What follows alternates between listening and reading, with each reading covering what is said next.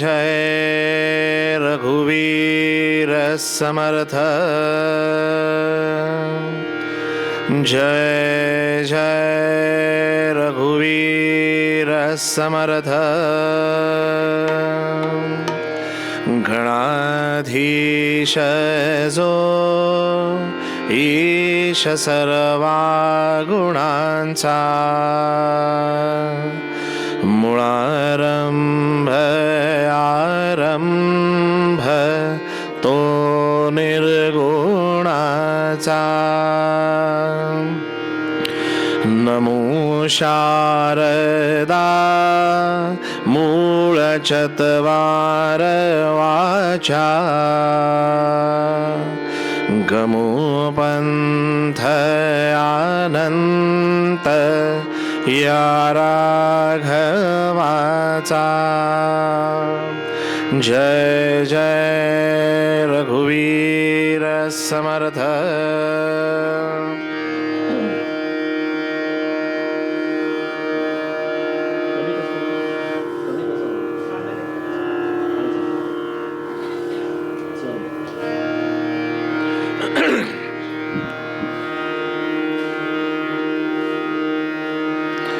श्रीराम समर्थ श्रीराम। जय जय जी गणनाथा तू, विद्या वैभवे समर्था। अध्यात्म विद्येच्या परमार्था, मज बोलवावे श्रीराम। नमो शारदा वेद जननी, सकल सिद्धी जयचेनी। मानस प्रवर्तले मननी, स्फूर्ती रूपे श्रीराम। आता आठवू सद्गुरु, जो पराचाही परू। जयाचे ज्ञान विचारू, कळो लागे श्रीराम। श्रोतेने पुसिले बरवे, भगवत भजन कैसे करावे। म्हणोनी बोलिले स्वभावे, ग्रंथांतरी श्रीराम।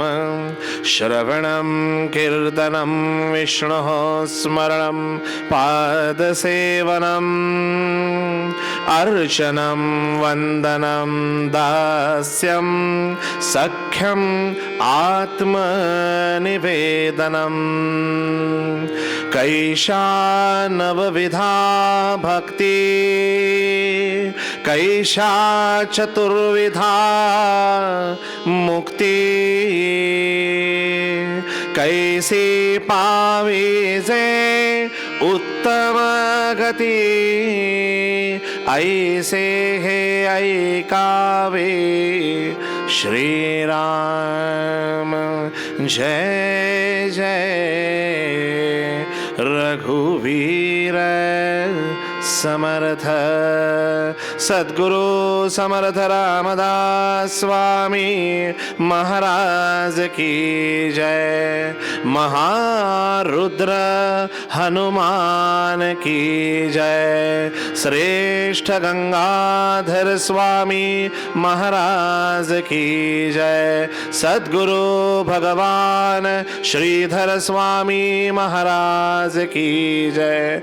आर्य सनातन वैदिक हिंदू धर्म की जय। जय जय रघुवीर समर्थ, मंगलमूर्ती मोरया। श्रीराम। बंद कर. नमस्कार. कर. सर्वप्रथम तुम्हा सगळ्या श्रोत्यांचे मी आमच्या संस्थांच्या या पादुका दौऱ्यामध्ये संस्थांच्या वतीनं स्वागत करतो. आणि कीर्तनाला सुरुवात करण्या अगोदर एक नम्र विनंती सगळ्यांना, ती म्हणजे आपापले मोबाईल्स तुम्ही सायलेंट मोडवर ठेवले असतीलच. आणि दुसरी त्याहून महत्त्वाची विनंती की कृपया असे गंभीर बसू नका. फार काही असं जडजड मी बोलणार नाही आहे. जे काही माझ्या अल्पमतीला झेपेल आणि श्री समर्थ कृपेनं जे समर्थ बोलवून घेतील तेच मी तुमच्यासमोर मांडण्याचा प्रयत्न करणार आहे. आज माझ्यासाठी खूप आनंदाची ही घटना आहे किंवा हा क्षण आहे की साक्षात समर्थ दौऱ्यात असं कीर्तन करण्याचा योग आला. आणि मला माहिती आहे की अनेकांना कॉर्पोरेट कीर्तन हा शब्द कदाचित कुठून तरी ऐकला असेल, कोणीतरी ऐकला असेल किंवा कोणीतरी अजिबात नसेल ऐकलं.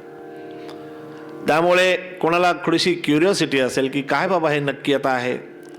म्हणजे रामदासी कीर्तन आम्ही ऐकलं आहे, नारदीय ऐकलं आहे, वारकरी ऐकलं आहे, आता हे नवीन काय आहे.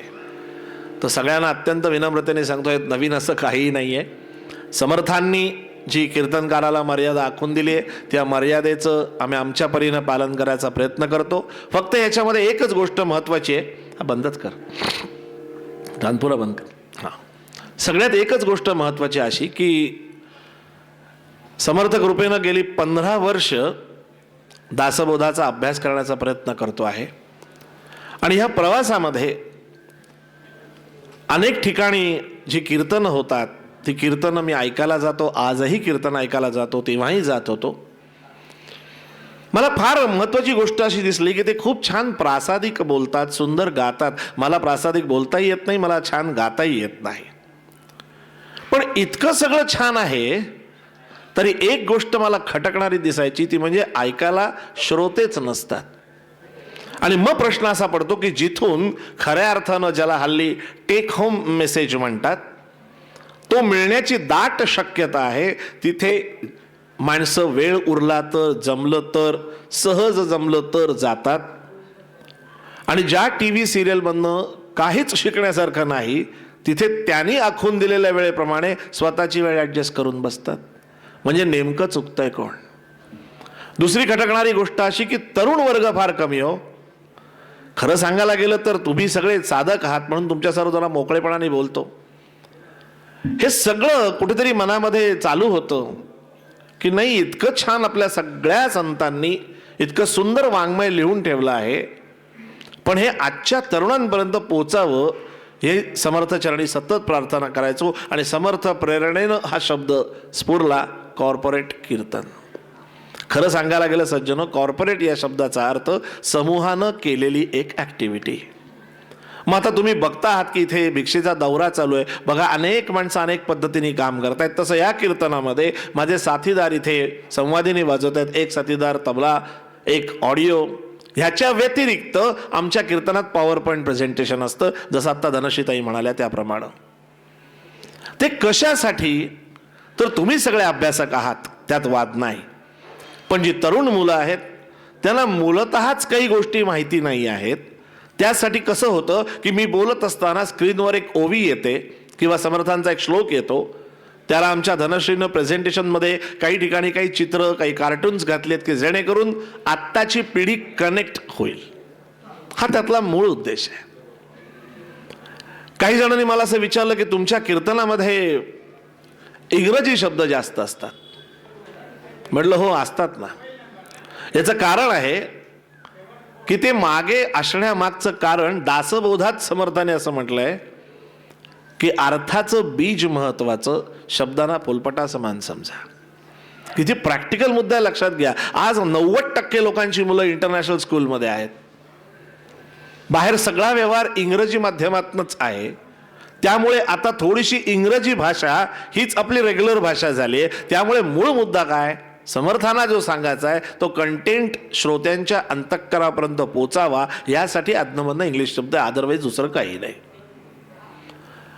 तिसरा महत्त्वाचा मुद्दा, कीर्तनात जसं तुम्ही मोबाईल सायलेंट मोडवर ठेवलात तसं समर्थांनी पहिली टीप वक्त्याला दिली आहे त्यांनी सांगितलं, समीर जेव्हा कीर्तनाला सुरुवात करशील तेव्हा वक्त्यानं कसं बोलावं.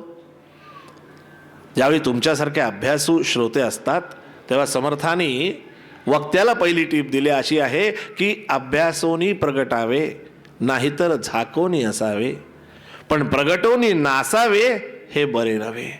त्यामुळे आता जे काही माझ्या अल्पमतीला झेपेल ते मी तुमच्यासमोर मांडण्याचा प्रयत्न करीन. आणि दुसरं, मनाचे श्लोक लिहिलेले समर्थ हो आपले. त्यामुळे त्यांनी श्रोत्यांना पण सांगितलं कीर्तनाला कसं बसावं. समर्थ म्हणतात, कीर्तनाला बसताना दुरी दिना सारिखे बैसावे, तेथील सगळे हरद्र घ्यावे अंतर्यामी. जिथे जाशील तिथे तुझा डबा रिकामा करून बस. कीर्तनात जे काही चांगलं ऐकायला मिळेल ते डब्यात भरून घे आणि घरी गेल्यानंतर त्यातलं सार काय असार काय हे जाणवणे त्यागावे, या नाव श्रवण भक्ती. बघा सज्जन हो, मनाचे श्लोक लिहिलेले समर्थ आहेत. किती बरोबर ऑडियन्सची त्यांना नाडी माहिती आहे. समर्थ म्हणतात, श्रोते जेव्हा कीर्तनाला येतात तेव्हा पहिली 5 मिनिटं ही त्यांची वक्त्याचं जजमेंट घेण्यात जातात. इतक्या लोकांचं ऐकलंय, आता हा बघू काय बोलतो. मनुष्य स्वभाव आहे, वेगवेगळ्या पद्धतीची लोक असतात. आणि म्हणून समर्थ म्हणतात, कुठल्याही कीर्तनाची सुरुवाती छान नामानं व्हावी, कारण जिथे नाम होतं तिथे साक्षात केशव तिष्ठत उभा राहतो. आपल्याला तिष्ठत उभा राहण्याची गरज नाही, त्याला बसायला खुर्ची देऊ शकतो. प्रश्न त्यांनी येण्याचा आहे. तेव्हा आपण मस्त छान आता एक नामाचा गजर करू आणि मग कीर्तनाला सुरुवात करूया. एक छोटीशी रचना आहे, ती मी एक ओळ म्हणेन, तीच ओळ तुम्ही पण म्हणा. काय होतं, त्या निमित्ताने छान जरा वातावरण निर्मिती होईल आणि मोकळेपणाने म्हणा बरं का. आपल्या काय गाण्याची स्पर्धा नाही आहे, पण आवाज दणदणीत पाहिजे, कारण समर्थांना अशक्त काम चालत नाही. सगळ्यांचा येईल ना आवाज? मोठ्यांदा हो म्हणा की. हा, सुरू करूया. श्रीराम जय राम जय जय राम म्हणा आवडीने, म्हणा. क्या बात आहे. लय. श्रीराम जय राम जय जय राम म्हणा आवडीने,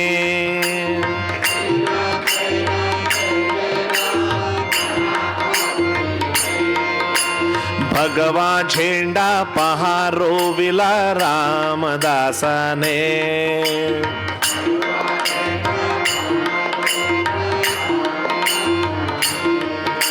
सद्गुरु स्वामी माझा हो, सद्गुरु स्वामी माझा हो, सज्जनगडचा राजा हो. श्रीराम जय राम महामंत्र हा, श्रीराम जय राम महामंत्र हा. म्हणती मौजा मौजा हो. श्रीराम जय राम जय जय राम. छान. श्रीराम जय राम जय जय राम. श्रीराम जय राम जय जय राम. श्रीराम जय राम जय जय राम. श्रीराम जय राम जय जय राम. श्रीराम जय राम जय जय राम. दिगंबरा दिगंबरा श्रीपाद वल्लभ दिगंबरा.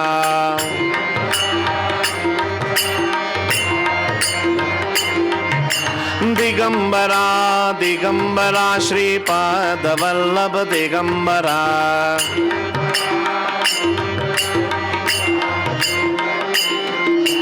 दिगंबरा दिगंबरा श्रीपाद वल्लभ दिगंबरा.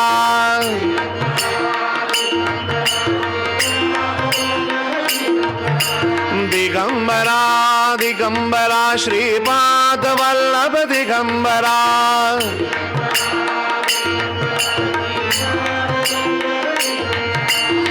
दिगंबरा दिगंबरा श्रीपादवल्लभ दिगंबरा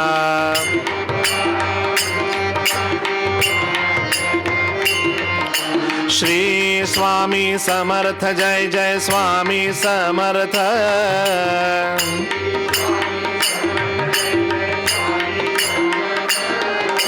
श्री स्वामी समर्थ जय जय स्वामी समर्थ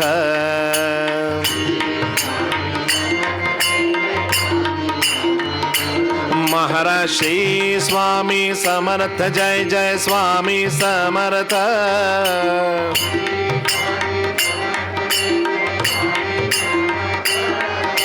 श्री स्वामी समर्थ जय जय स्वामी समर्थ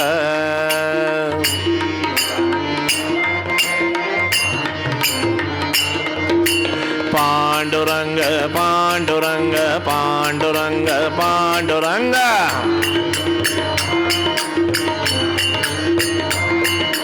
पांडुरंग पांडुरंग पांडुरंग पांडुरंग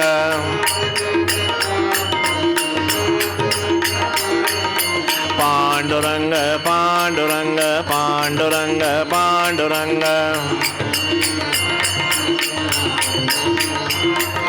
विठ्ठल विठ्ठल श्री हरे विठ्ठल विठ्ठल विठ्ठल श्री हरे विठ्ठल विठ्ठल विठ्ठल श्री हरे विठ्ठल विठ्ठल विठ्ठल श्री हरे विठ्ठल श्री राम जय जय राम शाबाश श्री राम जय जय राम श्री राम जय राम श्री राम जय जय राम श्री राम जय जय राम श्री राम जय जय राम श्री राम जय जय राम श्री राम जय जय राम जय जय रघुवीर समर्थ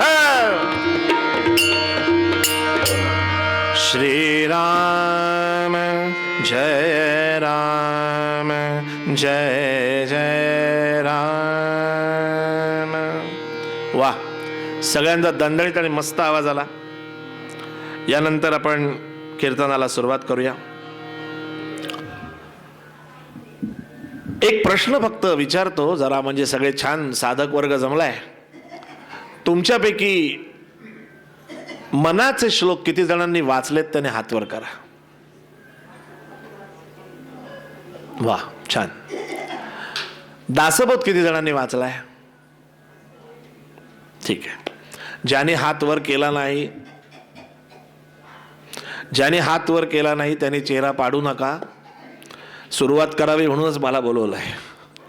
सगळ्यात महत्त्वाची गोष्ट काय आहे की हा प्रश्न मी का विचारला की दासबोध वाचलाय का किंवा मनाचे श्लोक वाचलेत का. अनेक ठिकाणी फिरतो, जेव्हा मी हा प्रश्न विचारतो की मनाचे श्लोक वाचलेत का, तेव्हा 3 उत्तरं मला कन्फर्म मिळतात. पहिलं असं एक, दुसरं शाळेमध्ये म्हटले तेव्हा होते, हा लहानपणी म्हणून घ्यायचंय, आणि तिसरं आता रिटायर झाल्यानंतर सुरुवात करायची.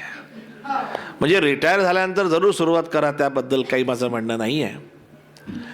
पण सज्जनो, मला खरंच सांगा, ज्यांनी दासबोध वाचलाय का विचारल्यावर हात वर केला त्यांनी प्रांजळपणे सांगावं की ज्या दासबोधामध्ये आयुष्यात नेमकेपणानं काय करू नये असं सांगितलंय ते सगळं करून झाल्यानंतर वाटण्यात काही पॉईंट आहे का? तेव्हा आपल्या मुलांनी जर वयाच्या 18व्या वर्षी हा ग्रंथ वाचायला घेतला आणि समर्थ कृपेनं त्यांना कळला तर खरंच सांगतो आयुष्याच्या 40वीपर्यंत समाजासाठी काहीतरी तो कन्स्ट्रक्टिव्ह करायला लागतो. इतकी ताकद त्या ग्रंथामध्ये आहे. आणि म्हणूनच समर्थांच्या मनाच्या श्लोकांकडे बघितल्यानंतर किंवा समर्थांचं सगळंच वाङ्मय विपुल आहे, तुम्ही सर्व जाणता, बाहेर अनेक पुस्तकं असतील. पण मनात असं येतं की मनाचे श्लोक म्हटल्यानंतर असा विषय येतो की मनाचे श्लोक समर्थांनी मुळात त्याची निर्मिती का केली असेल. बघा, म्हणजे भिक्षेच्या वेळेला समर्थांनी ते मनाचे श्लोक कल्याण स्वामींना सांगितले, त्यांनी लिहून घेतले. ही कथा तुम्ही कीर्तनातनं अनेक वेळा ऐकलं असेल, ते खरं आहे, काही खोटं नाही आहे. पण चिंतनाचा मुद्दा असा आहे की आपण हा विषय केला पाहिजे की समर्थांनी मुळात मनाच्या श्लोकांची निर्मिती का केली. आज जेव्हा मी आत्ताच्या तरुण मुलांमध्ये असतो आवर्जून, तेव्हा त्यांना मी विचारतो की तुम्ही मनाचे श्लोक वाचलेत का हो, की ते नाही म्हणतात. आणि त्याचबरोबर त्यांना फ्रॉइड वाचला का विचारलं की ते लगेच हो म्हणतात. प्रश्न फ्रॉइड हो म्हणण्याचा नाही आहे. प्रश्न असा आहे की आपण मनाच्या श्लोकांना लहान मुलांचे आणि स्पर्धेचे असंच स्वरूप दिलंय.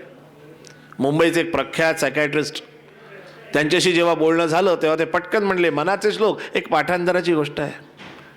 सज्जनो, अजिबात तसं नाही, हे तुम्ही जाणता.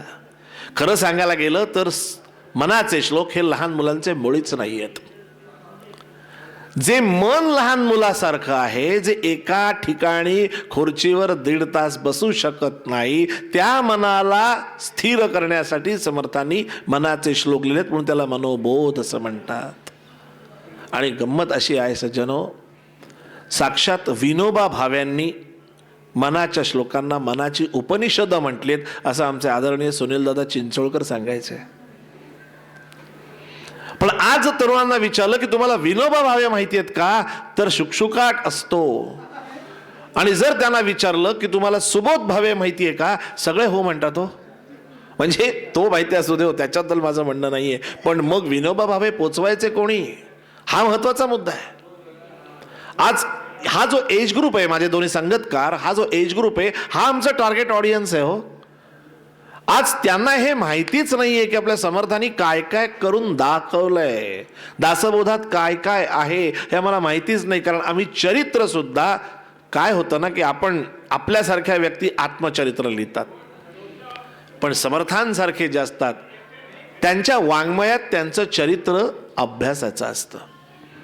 ज्या वेळेला मी समर्थांचं चरित्र वाचायला घेतलं तेव्हा त्यात मला प्रामुख्याने 3 टप्पे दिसले. एक म्हणजे त्यांचा जांबेस जो जन्म झाला तिथून ते त्यांनी केलेलं विवेक पलायन. मग दुसरं वय वर्ष 12 ते 24 ज्याच्यात समर्थांनी पुरश्चरण केलं. आणि तिसरा कालखंड वय वर्ष 24 ते 36. हे तिन्ही कालखंड अत्यंत महत्वाचे आहेत सज्जनो. आणि मला नेहमी असं वाटतं की 12 ते 24 मध्ये समर्थांनी जे पुरश्चरण केलंय सज्जनो, त्याच्याकडे आपण थोडंसं बारकाव्यानं बघणं गरजेचं आहे. त्यांनी टाकळी येथे नंदिनी नदीमध्ये उभं राहून गायत्रीचं पुरश्चरण केलं, रामनामाचा जप केला. हे तुम्ही अनेक वेळा ऐकलंही असेल. पण सगळ्यात महत्वाची गोष्ट अशी की समर्थांचं वय वर्ष 12 ते 24 या कालखंडाचा अभ्यास करताना नेमकेपणाने लक्षात येतं की आपली मुलं वयाच्या 12व्या वर्षी 6वीत असतात आणि 24व्या वर्षी पोस्ट ग्रॅज्युएट झालेले असतात. नेमका हाच कालखंड महत्वाचा आहे. चिंतन इथे हे आपण केलं पाहिजे की आपण त्या चरित्रातनं आपली मुलं कशी घडवणार आहोत, याच्यासाठी त्या चरित्राचं आणि समर्थांच्या चारित्र्याचं वाचन आणि अभ्यास आपण केला पाहिजे. हो सज्जनो, म्हणजे मी अनेक कीर्तनांमधनं हे मांडायचा प्रयत्न करत असतो. मला खूप लोकांच्या, स्पेशली माता भगिनी ज्या असतात, त्यांच्या मनामध्ये एक प्रश्न नेहमी असतो. कीर्तन झालं की हमखास भेटायला येतात, नमस्कार करायला येतात. आणि तेव्हा त्या माता भगिनी राग नका मानू, पण त्यांच्या मनातला प्रश्न असतो, बुवा ते एक विचारू का हो. मला विचारा ना. काय नाही, म्हणजे ते समर्थ लग्नाच्या मंडपातनं पळाले बघा. म्हटलं बरं, मग त्याचं काय, त्या बाईचं पुढे काय झालं असते की नाही, क्युरिओसिटी बघा. मग त्यांना असं सांगावं असं वाटतं की अहो, त्याच मंडपात त्यांचं लग्न झालं त्या बाईंचं, आणि समर्थाने आपल्यावर कुठलीही जबाबदारी ठेवलेली नाहीये. आता आपल्यावर जबाबदारी काय आहे, ती फक्त दासबोध वाचणे आणि मनाच्या श्लोकांचा अभ्यास करणं, अभ्यास करून स्वहित साधणे, या 2 गोष्टी महत्त्वाच्या. काय होतं की मनाचे श्लोक 205 आहेत, दासबोध 20 दशक 200 समास. पण पुढे काय म्हणतात, साधके पहावे सावकाश. इथे थोडी गडबड होते. दासनवमी आली की आता पारायण सुरू होतील बघा. पारायण जरूर करा, त्यात काही वाद नाही, पण पारायण या शब्दाचा अर्थ समजून घेणं खूप गरजेचं आहे. आपण काय करतो, आपण एक 7 दिवसात त्याच्यात जसं टेबल दिलंय त्या टेबल प्रमाणे एक ग्रुप जमतो आणि आपण धडधड धडधड वाचत असतो. खरं गोष्ट अशी होते की ते वाचन करत असताना आपल्याला टार्गेट असतं की आज किती समास पूर्ण झाले पाहिजेत. होते काय गडबड, ते नुसतंच वाचन होतं, ते आतमध्ये घुसत नाही. आणि म्हणून समर्थ काय म्हणतात, रोज 13च मनाचे श्लोक वाचा आणि 2च समास वाचा. सज्जन हो, पारायण या शब्दाचा अर्थ समजेपर्यंत परत परत वाचणे या नाव पारायण. आणि वाचता वाचता त्यांच्या कृपेनं एक दिवस स्वतःच परायण होऊन जाणे या नाव पारायण. पण आपण या दृष्टीनं आपल्या घरामध्ये या गोष्टी केल्या पाहिजेत, सांगितल्या पाहिजेत. मनाच्या श्लोकांमध्ये अभ्यास करताना असं लक्षात येतं की वय वर्ष 12 ते 24 हा कालखंड जो आपल्या पूर्वरंगाचा विषय, 6वीतला मुलगा आहे. बरोबर विचार करा की समर्थ बटू होते, त्यामुळे 4-5 घरी भिक्षा मागत होते. आणि त्यावेळी नाशिक मोठं क्षेत्र होतं, त्यामुळे कुणीही पटकन भिक्षा घालत होतं. सगळ्यात ज्याला आपण सोचणे वाली बात म्हणतो ती अशी आहे की चरित्रात उल्लेख आहे की समर्थ ती भिक्षा घेतलेली म्हणजे पक्वान्न म्हणून जे मिळालेलं असायचं ते एका पांढऱ्या वस्त्रामध्ये एकत्र बांधत असत आणि नदीमध्ये जाऊन ते बुचकळून काढायचे. आणि उरलेला जो नीरस गोळा होता त्या नीरस गोळ्याचे 3 भाग करायचे. एक पाण्यातल्या माशांना, एक रामाला नैवेद्य आणि तिसरा स्वतःला.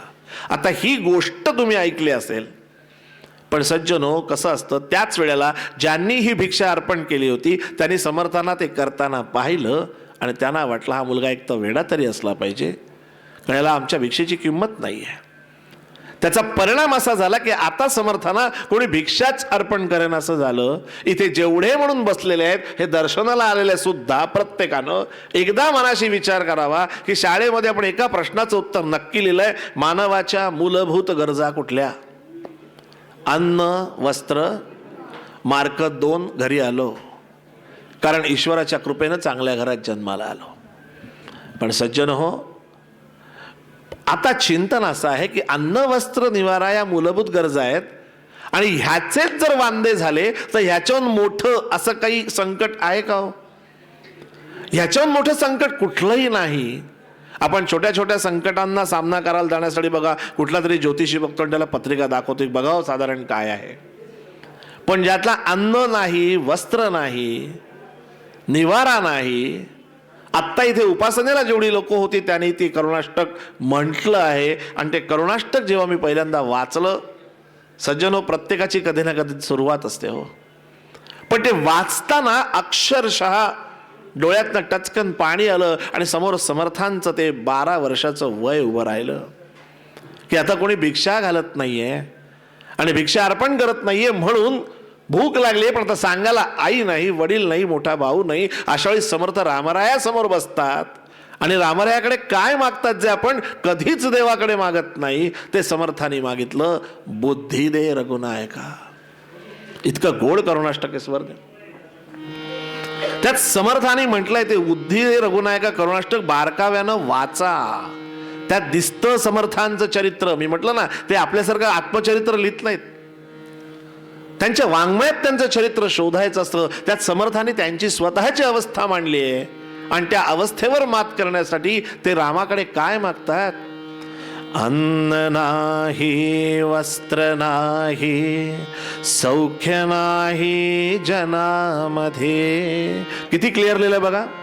अन्न नाही, वस्त्र नाही, सौख्य नाही जनामध्ये, आश्रयो पाहता नाही, बुद्धी दे रघुनायका. जय जय रघुवीर समर्थ. बघा हे किती महत्वाची गोष्ट आहे की याच्यामध्ये एक महत्वाचा मुद्दा समर्थाने सांगितलं की ही सिच्युएशन होती आणि या सिच्युएशनवर मात करण्यासाठी ते भगवंताकडे बुद्धी मागतात. सज्जनो, परत सांगतो की आपण एकीकडे आपली मुलं डोळ्यासमोर आणा. आपल्या मुलांना आज आपण खूप सुखसोयी देतो आहे, सगळं काही त्यांना देतो आहे, पण सगळ्यात महत्वाची गोष्ट की समर्थ कशात न गेलेत, काय संघर्ष केलाय. त्यावेळेला आजची तरुण मुलं पटकन म्हणतात की समर्थांनी 13 कोटी रामनामाचा जप केला, गायत्री मंत्राचं 24 लाखाचं पुरस्चरण केलं, आम्ही शाळा कॉलेज सोडून हेच करायचं का, असं आर्ग्युमेंट पटकन होतं. याचं कारण आपण याच्या पलीकडची गोष्ट सांगितली नाही की समर्थांनी फक्त तेवढंच नाही केलेलं. समर्थांनी वयाच्या 14व्या वर्षी स्वहस्ते वाल्मिकी रामायण जसंच्या तसं लिहून काढलंय. विचार करा, वाल्मिकी रामायण जो मुलगा वयाच्या 14व्या वर्षी लिहितो, त्याचा आराध्य, त्याचं इष्टदैवत राम नाही झाले तर नवल आहे. आणि नेमकेपणाने मी आता एक परत तुम्हाला प्रश्न विचारतो, बघा बरं, काय ना कीर्तनामध्ये काहीतरी आपण काय घेतलं पाहिजे. इथे असलेले जेवढे समोर बसलेत, मला सांगा, तुमच्यापैकी वाल्मिकी रामायण ही टीव्ही सिरियल किती जणांनी बघितली, त्यांनी हात वर करा. म्हणाल हा काय प्रश्न आहे, टीव्ही सिरियल किती लोकांनी बघितली, हात पूर्ण वर करा. रामायण सिरियल बघितली नाही कोणी? हा, मला अभिप्रेत होता की सगळ्यांचे हात वर असतील.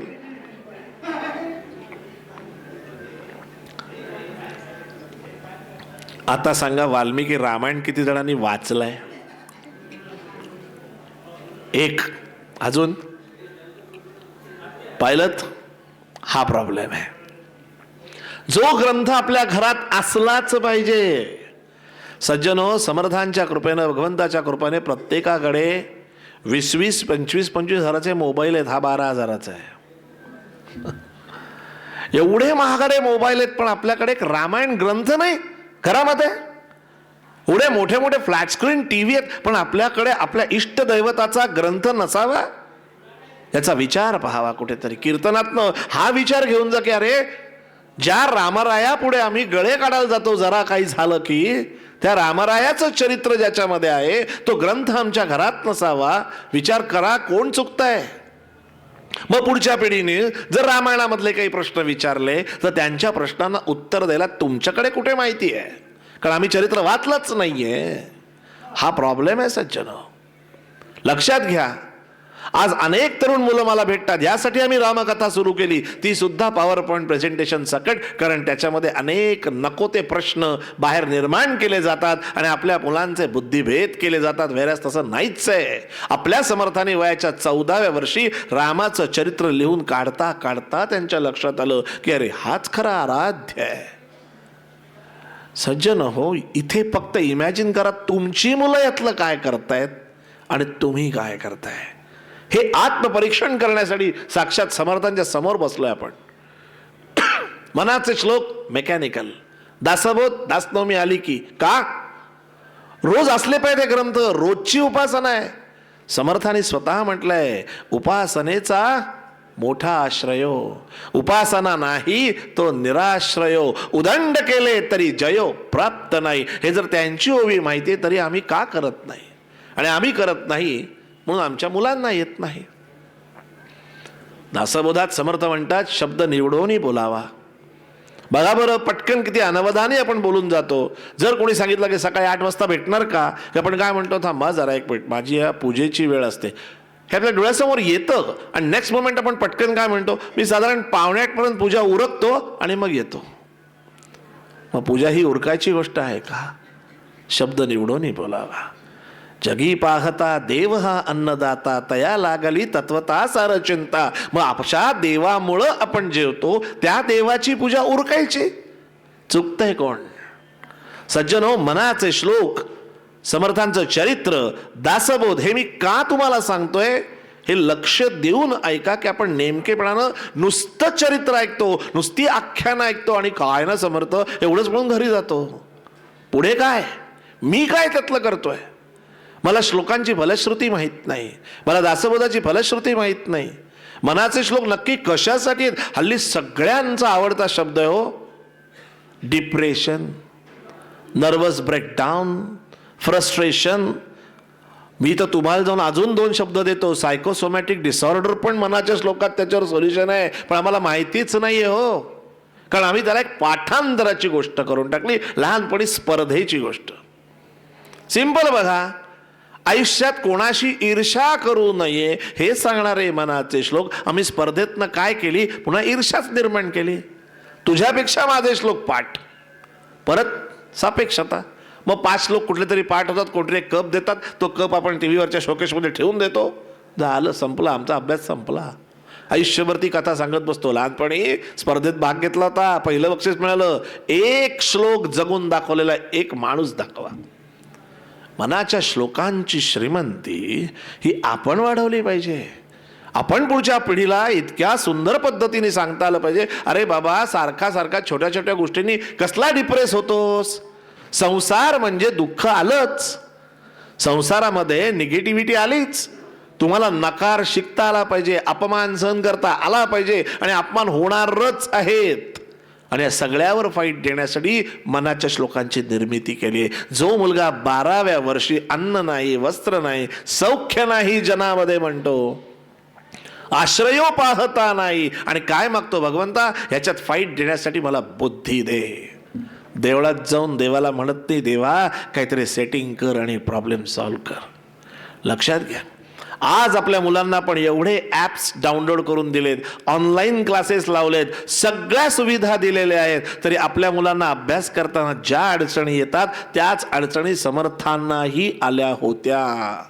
कारण त्यावेळी नाशिक हे मोठं क्षेत्र होतं. समर्थ अनेकांच्या घरी जाऊन ग्रंथांची मागणी करायचे, मला ग्रंथ वाचायला द्याल का.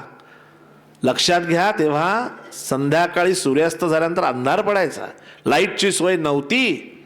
ते लोक सांगायचे, आमच्या घराच्या अंगणात बस, वाचून झालं की ग्रंथ हात आणून दे. आणि ते वाचताना समर्थांना काय अडचणी आल्या, त्या समर्थांनी त्याच करुणाष्टकात लिहिल्या आहेत. नेटके लिहिता येना, वाचिता चुकतो सदा. नेटके लिहिता येना, वाचिता चुकतो सदा. अर्थ तो सांगता येना, बुद्धी दे रघुनायका. जय जय रघुवीर समर्थ. बघा, हे उपासनेचं आपण किती मेकॅनिकली म्हणतो ना, त्याच्यावर आपण ठहराव घेत, तर त्यातलं नेमकं चरण काय आहे, समर्थ काय सांगू पाहतायत, याचा अर्थ लावल्यानंतर ती उपासना करताना बघा किती आनंद वेगळा मिळतो. आज तुम्ही सगळे प्रपंचात आहात, प्रत्येकाला कधी ना कधीतरी अपमानाचे प्रसंग आलेले आहेत. कधी कधी अशी सिच्युएशन होते हो, आणि जो नियम आपल्या लोकांना तोच आपल्याला. ज्या वेळेला तुमच्यावर असा प्रसंग येतो तेव्हा लोक लांबनं गंमत बघतात, आणून कोणीही देत नाही. हा अनुभव समर्थांनी घेतला आणि तोही त्या करुणाष्टकात मांडला. त्याच्यात समर्थांनी परत म्हणलंय, देईना पुरवीना कोणी. किती छान आहे बघा, देईना पुरवीना कोणी, उगेची जनहासती.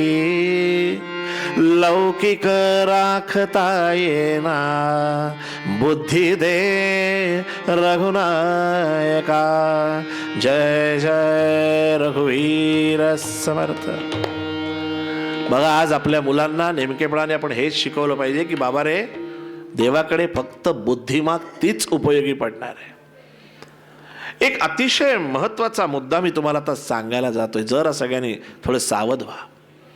काय होतं, इथे साक्षात समर्थ आहेत हे लहानात ठेवा. श्रोता वक्ता श्रीराम समर्थ असं आपण जेव्हा म्हणतो तेव्हा खऱ्या अर्थानं तेच ह्या माध्यमातून तुमच्या समोर येत आहेत हे ध्यानात ठेवा. तर तुम्ही समीर लिमयांचं ऐकत नाही आहात, तुम्ही समर्थांचं ऐकताय. आता थोडंसं सावधान व्हा. इथे कोण ना कोणतरी दर्शनाला येत राहणार आहे, आल्यानंतर तुम्ही त्याच्याकडे बघाल तर तुमचं नुकसान होईल. कारण मी जे सांगणार आहे ते अत्यंत सावधानतेनं ऐका, जे कुठल्याही सिलेबसमध्ये नाही, जे आपल्या समर्थाने दासबोधात मांडलंय, आणि ते प्रत्येकाला लागू आहे. इथे प्रत्येकाला. आपण नेहमी एक वाक्य म्हणतो बघा की मी अंतःकरणापासून बोललो. म्हणजे नेमकं काय हो, तर आपण म्हणतो साधारणतः खरं बोललो, याला आपण म्हणतो अंतःकरणातनं बोललो. पण समर्थ असं म्हणतात, अंतःकरण एक अशी जागा आहे जिथे माणसाला खऱ्या अर्थानं स्फुरतं, काहीतरी सुचतं. आता चांगलंही सुचू शकतं आणि वाईटही सुचू शकतं, पण जी स्फुरण्याची जी जागा आहे समर्थ म्हणतात ती अंतःकरणाची. आता इथून एक एक स्टेप समजून घ्या. आता समजा आपण उदाहरण म्हणून एखादा कवी घेऊ. किंवा एखादा चित्रकार किंवा शिल्पकार, एक कलेचा भाग सुचत प्रत्येकाला असतं.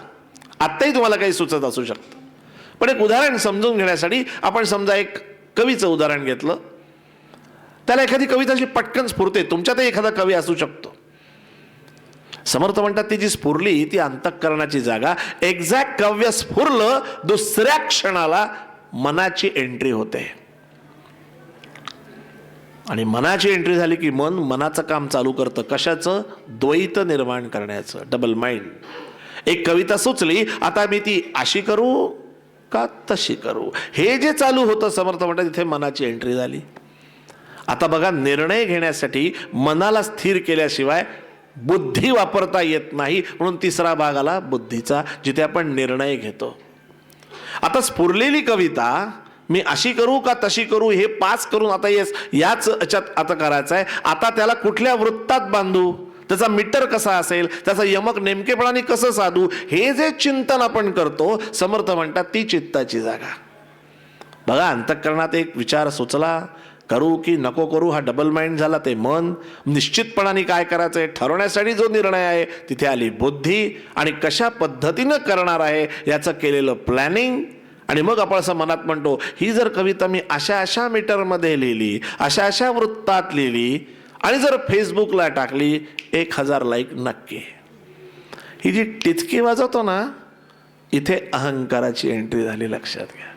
म्हणजे बघा, अंतःकरण, मन, बुद्धी, चित्त आणि अहंकार या 5 गोष्टी एकत्र झाल्या की एक शब्द तयार होतो, ज्याला म्हणतात वृत्ती. आणि म्हणून समर्थ म्हणतात, धरी रे मना संगती सज्जनाची, जेणे पालटे वृत्ती ही दुर्जनाची.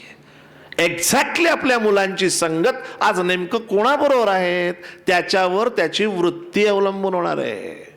म्हणून संगत नेहमी चांगल्याची असावी असं का म्हटलं जातं? मग आपल्याला वृत्ती म्हणजे काही माहीत नाही. बरे दासबोधात इतक्या सोप्या पद्धतीने समर्थाने समजावून सांगितलंय. फक्त मी मगाशी म्हटलं तसं जसा ठेराव घेऊन वाचाल ना, तेव्हा तो आनंद मिळेल की हो रे, इतकं छान आहे, हे मला कसं माहिती नव्हतं. मग वृत्ती कशाने पालटते? तर त्याला सोपं सोल्युशन दिलंय, रामनाम. नामानं वृत्ती पालटते. मग लगेच तरुण म्हणतात, एक नाम घेतले आणि वृत्ती पालटे. कशाचं उदाहरण? अहो, वाल्याचा वाल्मिक केवढं मोठं उदाहरण आहे. उफराट्या नामासाठी वाल्मिक तरला उठावटी, भविष्य बदला शतकोटी, चरित्र रघुनाथाचे की क्लिअर ओवे वाल्मिकी स्तवन वाचा. गंमत अशी होते की आपण खरं बघायला गेलं तर वाला कोळी हा एक चांगला केस स्टडी म्हणून आपण त्याचा विचार केला पाहिजे. हो, सोपं आहे का हो? वाल्याचा वाल्मिक किती पटकन बोलून जातो आपण. पहावे आपणास आपण म्हणजे कळे ज्ञान की वाल्या हा प्रत्येकात आहे सज्जनो, आत्ता सुद्धा. लगेच तुम्ही म्हणाला, आम्ही कुठे हो वाल्यासारखे दरोडे घातलेत, खून केलेत. दरोडे घातले आणि खून केले म्हणजेच वाल्या असं नव्हे. काहीही कारण नसताना सकाळपासून रात्रीपर्यंत आपण किती वेळा खोटं बोललो ह्याचा हिशोब करा. जिथे आपण नोकरी करतो तिथे पैसे खातो तो वाल्याच. आता साधं आहे, जर तुम्ही माणसं किती अनवधानाने बोलतात. पटकन तुम्ही म्हणलं असेल, काय संध्याकाळी पादुकांचे ते जाणारात का दौऱ्यात, तिथे कीर्तन आहे, असं साधा प्रश्न जरी विचारला तरी आपण म्हणतो असं बंटी आहे, नक्की अजून नाही. सगळं ठरलेलं असतं तरी का खोटं बोलतो आपल्याला माहीत नाही. आणि असा जर आपण हिशोब केला तर लक्षात येतं की त्याच्या पासबुकात अशा क्रेडिट डेबिटच्या एंट्रीज होत असतात. आणि मग एक दिवस कुठला तरी अप्रिय इन्सिडेंट घडला की आपण म्हणतो, मी काय कोणाचं वाईट केलंय कोणास ठाऊक. पण तेव्हा समर्थांचा श्लोक आहे, मनाताची रे पूर्व संचित केले, तया सारखे भोगणे प्राप्त झाले. इतकी छान श्लोक आहे बघा, सुटसुटीत. पण आपण या मनाच्या श्लोकांना रोज 13 असे वाचत गेलो ना, रोज असा हळूहळू हळूहळू आपला जीवनपट उलगडायला लागतो. वाल्याचा वाल्मिक ही एवढी जबरदस्त गोष्ट आहे, ती गोष्ट सगळ्यांना माहिती आहे बरं का. मी गोष्ट नाही सांगणार कारण अनेक कीर्तनात तुम्ही ऐकली असेल की नारद मुनीने सांगितलं, घरी जाऊन विचार तुझ्या पापाचा वाटेकरी कोणी व्हायला तयार आहे का, आणि मग घरचे नाही म्हणले. ही कथा तुम्ही ऐकलीत, पण खऱ्या अर्थानं सायकोलॉजी ज्याला म्हणतात, मानसशास्त्र ज्याला म्हणतात, वाल्या तिकडनं जो घरनं परत नारद मुनींकडे आला तेव्हा त्याला खऱ्या अर्थानं शास्त्रीय भाषेत सायकोलॉजीच्या इन्साइट आली असं म्हणतात. खऱ्या अर्थाने पटलं की माझं कोणीच नाहीये, मी ज्यांच्यासाठी अदळपट केली, ज्यांच्यासाठी हे सगळं केलं, त्यांच्यापैकी माझ्याबरोबर ईडीची नोटीस आल्यावर कोणीच नाही हो, हे लक्षात घ्या. आणि त्यानंतर तो नामाला लागलाय, तोपर्यंत नाही. म्हणून समर्थ आपले दासबोधात काय म्हणतात, जो त्रिविधा तापे पोळला, जो संसार दुःखे दुःखवला, तोचे अधिकारी झाला परमार्थासी. जोपर्यंत असे काही जीवनात प्रसंग येत नाही तोपर्यंत आपण अध्यात्माकडे वळत नाही. किती संतांचा व्यापक दृष्टिकोन आहे, लक्षात घ्या. 12 ते 24 या वचामध्ये समर्थ या पद्धतीनं जीवनानुभव घेत आहेत आणि तो सगळा मांडून ठेवतायत. आणि आज या पद्धतीने मुलं जेव्हा मला विचारतात की मग नाम कसं घ्यायचं, आम्ही आमचं कॉलेज किंवा बिझनेस असेल तर बिझनेस, नोकरी हे सोडून नाम कसं घ्यायचं, त्याच्यामुळे सांगतो फक्त दासबोधातल्या नवविधा भक्तीतलं नामस्मरण भक्तीचा समास वाचा. त्यात क्लिअर लिहिलंय, चालता बोलता धंदा करिता, खाता जेविता सुखी होता, नाना उपभोग भोगिता नाम विसरो नये. म्हणजे हे सगळं रुटीन वर्क असताना तुम्ही नाम घेऊ शकता असं त्यांनी 400 वर्षापूर्वी लिहून ठेवलंय. मग आता तुम्हाला पळवाटच नाही. सज्जनो, या पद्धतीने आपण आत्ताच्या मुलांना जर उलगडत नेलं तर त्यांना लक्षात येईल की काय संतांनी सांगून ठेवलंय. यानंतरचा एक छान मुद्दा आहे तो म्हणजे विवेक. आजच्या कुठल्याही सिलेबसमध्ये हे शब्दच नाही येतो. आणि ज्या समर्थांचं पुरस्चरण जंगलात झालंय त्यांचं सूक्ष्म निरीक्षण आहे, त्याची एक झलक मिळते एका ओवीमध्ये. त्यात समर्थ म्हणतात, पर्णाळी पाहोन उचले जीवसृष्टी विवेके चाले, आणि आपण पुरुष होनी भ्रमले याची काय म्हणावे. बघा, एक एक ओव्या मी तुम्हाला फक्त एक झलक म्हणून सांगतो. आता काही लोकांना पर्णाळीचा अर्थ कळला असेल, काही तरुण मुलं बसलेत. पर्णाळी म्हणजे पानावरची एक छोटीशी आळी. ऑब्झर्वेशन बघा समर्थांचं, ते असं म्हणतात की एक पानावरची आळी या पानावरून त्या पानावर सुद्धा डायरेक्ट जात नाही. ती तिचे 2 पाय टाकते पुढच्या पानावर, त्या पानाचं जजमेंट घेते की तिला त्या पानाला तिचं वजन झेपेल की नाही. हा विवेक ती आळी करते आणि अलगद मागचे पाय टाकून एक आळी या पानावरून त्या पानावर जाते. पण आमची मुलं मोटरसायकल चालवताना ह्या आळीतून त्या आळीत जातानाही समोरचा कोणी येईल हा विचार करत नाहीत. हा विवेक समर्थ म्हणतात, पुरुष होनी भ्रमले याची काय म्हणावे. सज्जनो, विचार करा, हा एक विवेक शब्द इतका महत्वाचा आहे आणि हा कुठल्याही सिलेबसमध्ये नाही, फक्त आपल्या संतांच्या वाङ्मयात मिळतो. आणि ही ओवी या पद्धतीने जर सांगितली तर किती गोष्टी परफेक्ट होतात. 12 ते 24 हा समर्थांचा जो 12 वर्षाचा पुरस्चरणाचा काळ आहे. मी मगाशी म्हटलं, बरोबर आपली मुलं 6वी ते पोस्ट ग्रॅज्युएशन यामध्ये या पद्धतीने खऱ्या अर्थाने डेव्हलप व्हायला पाहिजे. खऱ्या अर्थाने पर्सनॅलिटी ग्रूमिंग म्हणजे काय, हे खऱ्या अर्थाने ग्रूमिंग आहे हो, की त्याची वृत्ती चांगली झाली पाहिजे. मनाच्या श्लोकांमुळे त्याचं मन खंबीर व्हायला पाहिजे. त्याने भगवंताकडे बुद्धी मागितली पाहिजे. त्यानं मिळालेल्या बुद्धीतनं चांगला विवेक केला पाहिजे. आणि हे सगळं करत असताना समर्थ दासबोधात म्हणतात, शरीरास यंत्र जाणावे. मग आता यंत्र म्हटलं की त्याला मेंटेनन्स आला ना हो. सज्जनो, समर्थांचा मेंटेनन्स म्हणजे सूर्य नमस्कार. समर्थ सूर्य नमस्कार घालत होते. हळूहळू त्यांनी ग्रॅज्युअली वाढवत नेले आणि चरित्रात अशी नोंद आहे, रोज समर्थ 1200 सूर्यनमस्कार घालत होते. विचार करा, 1200 सूर्यनमस्कारानंतर समर्थांचं देहयष्टी किती बलवान आणि मजबूत असेल याचा विचार करा. आत्ताच्या पोरांच्या भाषेत 6 पॅक्स.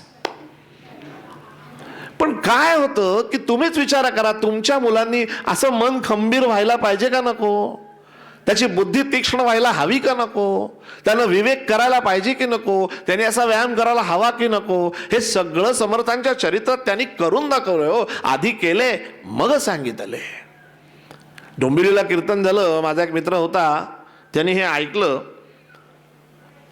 रात्री मला फोन केला की कीर्तनात तुझं ऐकलं सूर्यनमस्काराचं, लगेच चार्ट विकत घेतला, हॉलमध्ये लटकवला भिंतीवर आणि मुलाला म्हटलं बघून बघून कर. म्हटलं का बघून बघून का? तो म्हटलं मला येत नाहीत ना. लक्षात घ्या गोष्ट कशी होते सज्जन. समर्थांच्या प्रत्येक गोष्टीकडे जर या दृष्टीने पाहिलं तर आपल्या मुलांना एक आदर्श, म्हणजे जसं विवेकानंद म्हणतात मन, मेंदू आणि मनगट. मन, मेंदू आणि मनगट या तिघांचं योग्य संतुलन म्हणजे शिक्षण. आणि हे कुठे पाहायला मिळेल असा जर प्रश्न विचारला तर सद्गुरू समर्थ रामदास स्वामी ह्यांचं मन, मेंदू आणि मनगटाचा सुंदर संगम पाहायला मिळतो. आणि यानंतर एक सॉलिड मुद्दा समर्थाने तोही सांगितला, तो म्हणजे डाएट. सगळ्यांचा आवडीचा विषय. काय होतं दासबोधात हे सगळं आहे बरं. काय ह्यातलं माझ्या मनातलं मी काही सांगत नाहीये, हे दासबोधातलं आहे. पण आपण बघतच नाही या पद्धतीने. समर्थ म्हणतात कसं जेवलं पाहिजे, आपण यथेष्ट जेवणे, उरले ते अन्न वाटणे, परंतु वाया दवळणे हा धर्म नव्हे.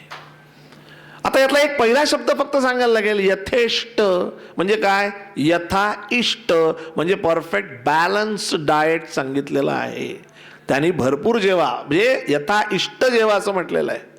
पण उरलेलं फेकू नका, कोणातरी मुखी लावा. वाया दवडणे हा धर्म नव्हे. सज्जन हो, एक साधा मुद्दा लक्षात घ्या. मगाशी चरित्रातला भाग ऐकलायत. डाएट वेगळं आणि उपासमार वेगळे. डाएट त्यांनाच करायला लागतं ज्यांना एक्सेस खायला मिळतं. ज्याला उपासमार घडली आहे त्यालाच अन्नाचं महत्त्व कळतं. जेव्हा तुम्ही मुलांना घेऊन हॉटेलमध्ये जाता, जरूर जा, छान खा, काही प्रॉब्लेम नाही. पण ज्या काही मागवलेल्या डिश आहेत त्या तुमच्या संपणार आहेत ना याचा विवेक करा आणि मग त्या मागवा. मी अनेक ठिकाणी ऑब्झर्व केलंय, संपलेल्या नाही तरी 3-3, 4-4 डिशेस मागवतात आणि त्या उरलेल्या फुकट जातात. हे अविवेकी कृत्य. समर्थ सांगतायत यथेष्ट जेवणे, आपण यथा इष्ट जेवणे. यथेष्ट हा शब्द आहे. आपण कसे जेवतो, यथेच्छ. दोन्हीमध्ये फरक आहे. आणि मग आपल्याला दीक्षित देवधर काहीतरी एक फॉर्म्युला अप्लाय करावा लागतो. सांगायचा मुद्दा, हे जर दासबोध इतक्या प्रेमानं आणि छान जर वाचलात ना, मी खरंच सांगतो ही छान जीवन संहिता आहे हो. वयाच्या 11व्या वर्षी आयुष्याचा गोल सेट केला की मला प्रभू श्रीरामांनी सगुण रूपात दर्शन द्यावं. साधी गोष्ट आहे का हो ही? आयुष्य संपत आलं तरी हे आम्हाला कधी सुचलं नाही हो. वयाच्या 11व्या वर्षी आयुष्याचा गोल सेट करता यावा, ही बुद्धीची प्रत किती अलौकिक आहे, विचार करून पाहावा. अनेक कॉर्पोरेट ट्रेनिंगमध्ये शिकवलं जातं की सेट द गोल. अरे पण मुळात गोल कशाला म्हणतात, इथून सुरुवात होते हो. किती जण आज इथे बसलेली अनेकांच्या मनात असेल, मी अगदी मनातलं वाक्य सांगतो, साधारण वय तुमची बघता एकमेकांशी बोलताना माणसं बोलतात, खरं म्हणजे ना मला आयुष्यात अमुक अमुक करायचं होतं पण काय करणार ना, प्रापंचिक जबाबदाऱ्यांमुळे हे करता आलं नाही. हे वाक्य का आलं? कारण आपले थोडंसं कन्फ्युजन आहे, छंद आणि ध्यास. सज्जनो, समर्थांनी रामदर्शनाचा ध्यास घेतला होता, तो त्यांचा छंद नव्हता, फावल्या वेळात करायचा. मी नेहमी सांगतो, कीर्तनाला येताना ना आध्यात्मिक टाइमपास म्हणून येऊ नका. ते कीर्तनकार तुमच्या पोट तिडकीने तुमच्या समोर काहीतरी छान मांडत असतात, त्याच्यातनं जीवनामध्ये आपापल्या आपण हित म्हणजे काय ते समजून घेऊन साधून घेण्याचा प्रयत्न करायचा आहे. असं समर्थांनी 12व्या वर्षी सेट केला गोल की मला रामदर्शन हवंय. सज्जनो, 12 ते 24. आता ज्या गावात समर्थांना कोणी भिक्षा अर्पण करत नव्हतं त्याच गावात आज त्याच युवकाकडे लोक कुतूहलाने बघत होते का कोण आहे योगी तरुण. 1200 सूर्यनमस्काराचा बलदंड देह, गायत्री पुरस्चरणाचं तेज, रामनामाचा जप झालेला आहे. हे कोण आहे हे व्यक्तिमत्व? इतकी क्युरिओसिटी समर्थांबद्दल निर्माण झाली. पण समर्थ ज्यासाठी आले होते ते अजून साधलं गेलं नव्हतं आणि ते म्हणजे रामदर्शन झालं नव्हतं. सज्जन हो,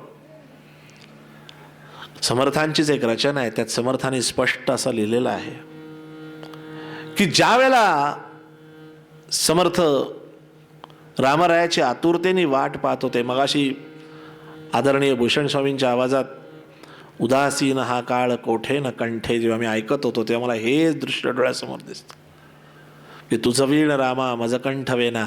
तर त्यातला आर्तता कळते हो. ही करुणाष्टक काय आहे? ती विरहिणी आहे. अजून रामराया तू दर्शन का देत नाहीयेस? इतक्या आर्ततेनं, पोट तिडकीनं, एवढ्या ओढीनं आपण ही उपासना केली पाहिजे. ती मेकॅनिकल नाही होता कामा. आणि आपण इतके नशीबवान आहोत की भगवंताकडे काय मागावं हे आपल्याला नाही सुचत. समर्थाने ते लिहून दिलंय, रेडीमेड स्क्रिप्ट दिलंय. आता फक्त समर्थ काय म्हणतात, बाबा त्यात तुझा फक्त भाव ओत आणि रामराया चरणी ते छान माग. असे समर्थ कशी समर्थ रामाची वाट पाहत असतील याची आपण कल्पनाच केलेली बरी. आणि तो क्षण ज्यावेळी आला, विचार करा, आत्ता जर समोर इथे पटकन रामराय आले, काय अवस्था होईल आपली? काय काय रिॲक्शन त्याची कळायची नाही. समर्थ आतुरतेने वाट पाहतायत, समोर प्रत्यक्ष रामराय दर्शन देत आहेत. समर्थांच्या नेत्रातून घळा अश्रू वाहणार नाही तर काय वाहणार. आणि त्यावेळेला प्रत्यक्ष रामरायानं डोक्यावर हात ठेवावा आणि समर्थांवर पूर्ण कृपा करावी. सज्जन हो, एक रचना आहे निरभिमान शांती म्हणून. त्यात समर्थाने स्वतः असं म्हटलंय की मला रामदास हे नाव प्रभू श्रीरामांनी दिलंय. स्वतः समर्थांनी लिहिलंय बरं काय. समर्थांचं नाव नारायण होतं आणि रामाचं दास्यत्व ही त्यांची भूमिका होती. पण ती भूमिका किती उत्कटतेनं रामरायापर्यंत पोचली त्याचं उत्तम उदाहरण आहे की प्रत्यक्ष आराध्य दैवतानंच हाक मारावी, ये रामदासा ये. काय अचिव्हमेंट, याला अचिव्हमेंट म्हणतात. आणि मग ह्याची एक सुंदर रचना आहे. या रचनेनं आपला पूर्वरंग संपतो. त्या रचनेत समर्थांनी ते वर्णन केलं आहे की मी जनस्थान म्हणजे नाशिक, जनस्थान गोदा तटी वास केला. गोदा तटी म्हणजे गोदावरी नदीच्या किनारी. जनस्थान गोदा तटी वास केला, प्रभू देखिला दास संतुष्ट झाला. ही रचना मी म्हणतो आणि मग कीर्तनाचा पूर्वरंग होतो. एक तान फॉलो कर जस्ट हळीत चालला मी आधी ऐकली दे ना स्वर दे. शब्द नीट ऐका हा. नभे राजयोगी महद भाग्य त्यागी उदासीन जो वीतरागी विरागी जनस्थान गोदा तटीवास केला. जनस्थान गोदा तटीवास केला, प्रभू देखिला दास संतुष्ट झाला. जय जय रघुवीर समर्थ. ऐकता नभे राजयोगी महद भाग्य त्यागी उदासीन जो वीतरागी विरागी. नभे राजयोगी महद भाग्य त्यागी उदासीन जो वीतरागी विरागी.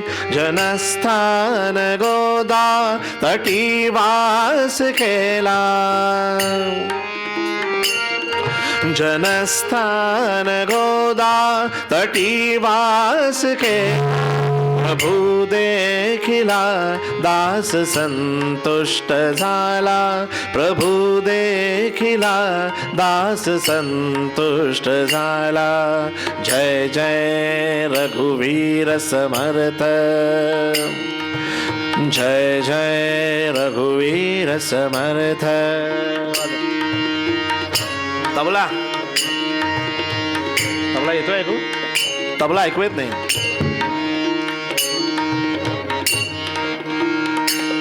लीळा विग्रही देव ब्रह्मादिकांचा, लीळा विग्रही देव ब्रह्मादिकांचा, सदा बोलणे चालणे सत्य वाचा, लीळा विग्रही देव ब्रह्मादिकांचा, सदा बोलणे चालणे सत्य वाचा, जया चिंतिता चंद्रमौळी निवाला. चालू ठेव. काय शब्द आहेत बघा. जया चिंतिता चंद्रमौळी निवाला. चंद्रमौळी म्हणजे शंकर. विषप्राशनानं ज्याच्या देहाचा दाह झाला, तो दाह ज्याच्या नामानं शमला, तो राम मी पाहिला. जया चिंतिता चंद्रमौळी निवाला, प्रभू देखिला दास संतुष्ट झाला, प्रभू देखिला दास संतुष्ट झाला. जय जय रघुवीर समर्थ, जय जय रघुवीर समर्थ.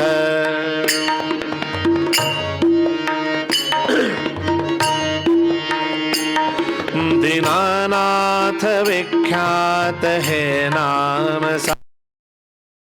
म्हणतात बघा.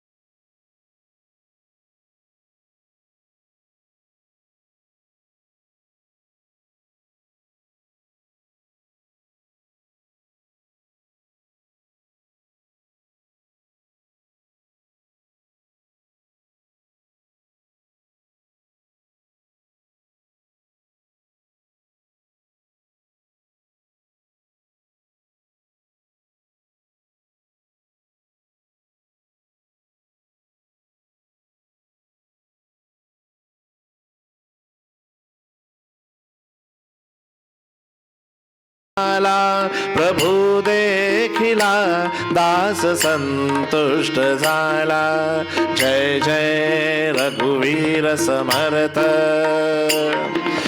जय जय रघुवीर समर्थ, जय जय रघुवीर समर्थ, जय जय रघुवीर समर्थ, जय जय रघुवीर समर्थ, जय जय रघुवीर समर्थ, जय जय रघुवीर समर्थ, जय जय रघुवीर समर्थ. श्री राम जय जय राम, श्री राम जय जय राम, श्री राम जय जय राम, श्री राम जय जय राम, श्री राम जय जय राम, श्री राम जय जय राम. दिगंबरा दिगंबरा श्रीपाद वल्लभ दिगंबरा,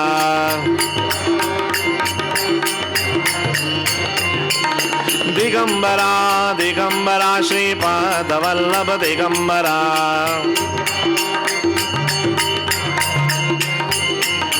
दिगंबरा दिगंबरा श्रीपाद वल्लभ दिगंबरा,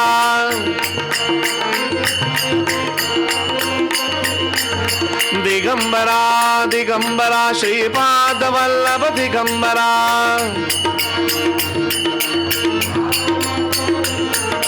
दिगंबरा दिगंबरा श्रीपाद वल्लभ दिगंबरा.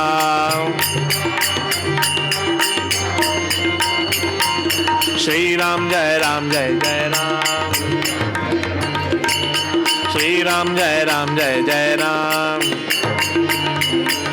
श्रीराम जय राम जय जय राम,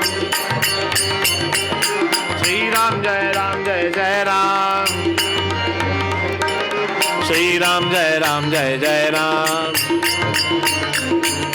श्रीराम जय राम जय जय राम, श्रीराम जय राम जय जय राम, जय जय राम, श्रीराम जय राम जय जय राम, जय जय रघुवीर श्रीराम, जय राम जय जय राम. इथे कीर्तनाचा पूर्वरंग झाला. लगेच उत्तरंगाला सुरुवात करतो कारण वेळ कमी आहे.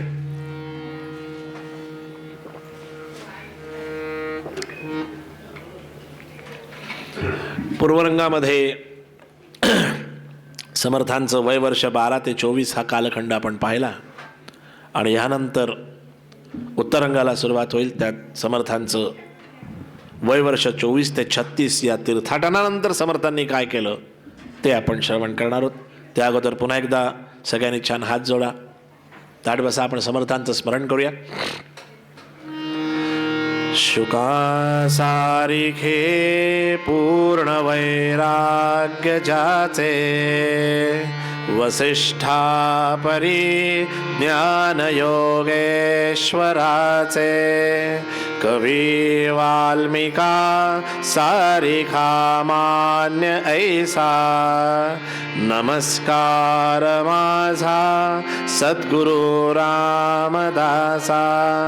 जय जय रघुवीर समर्थ. श्रीराम.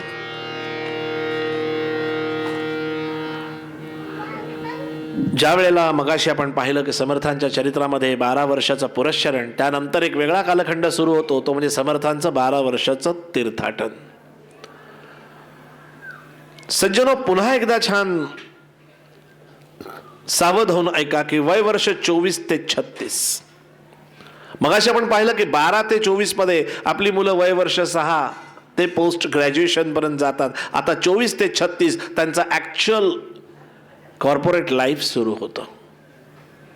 ज्या वेळेला तुम्ही सगळे त्या अनुभवातनं गेला असाल की ज्या वेळेला आपण एखादी लौकिकातली डिग्री प्राप्त करतो, इंजिनियर म्हणा, CA म्हणा, MBA म्हणा, लॉमध्ये असेल, ज्या काही विचार, ती लौकिकातली डिग्री प्राप्त करून आपण जिथे नोकरी करण्यासाठी म्हणून जातो, काहीच दिवसात आपल्या लक्षात येतं की आत्तापर्यंत आपण जे ते शिकलो त्याचा आणि ॲक्च्युअल कामाचा काहीही संबंध नसतो. मग नेमका कशाचा संबंध असतो? तर तो जीवनानुभवाचा संबंध असतो. आणि सज्जनो, इथे मला समर्थांचं वैशिष्ट्य नेहमी तरुणांना सांगावं असं वाटतं की समर्थांनी केलेलं तीर्थाटन 12 वर्ष समर्थ अफगाणिस्तान ते श्रीलंका पायी आणि उघड्या डोळ्यांनी फिरलेत. या दोन्ही टर्म नीट ऐका. पायी पेक्षाही मोठं उघड्या डोळ्यांनी. काय असेल उघड्या डोळ्यांनी? आत्ता कीर्तन संपल्यानंतर तुम्ही आपापल्या घरी जाल तेव्हा तुम्हाला लगेच त्याची प्रचिती येईल. जर एकटे असाल तर पुढच्या 5 मिनिटात तुम्ही घरीच जाल, पण जाताना विचाराने आपण हरवून जातो बघा. म्हणजे आपण घरी सुद्धा मेकॅनिकली जातो. आणि समर्थांनी हा सगळा आपला अखंड हिंदुस्थान पायी आणि उघड्या डोळ्यांनी पाहिला. आणि मग लक्षात येतं की दासबोधासारखा ग्रंथराज ज्याची निर्मिती केली, त्या निर्मितीची नुसती अनुक्रमणिका जरी आपण नीट वाचली तरी लक्षात येतं केवढी मोठी व्याप्ती आहे. 7,751 ओव्या समर्थ त्याच्यात लिहितात.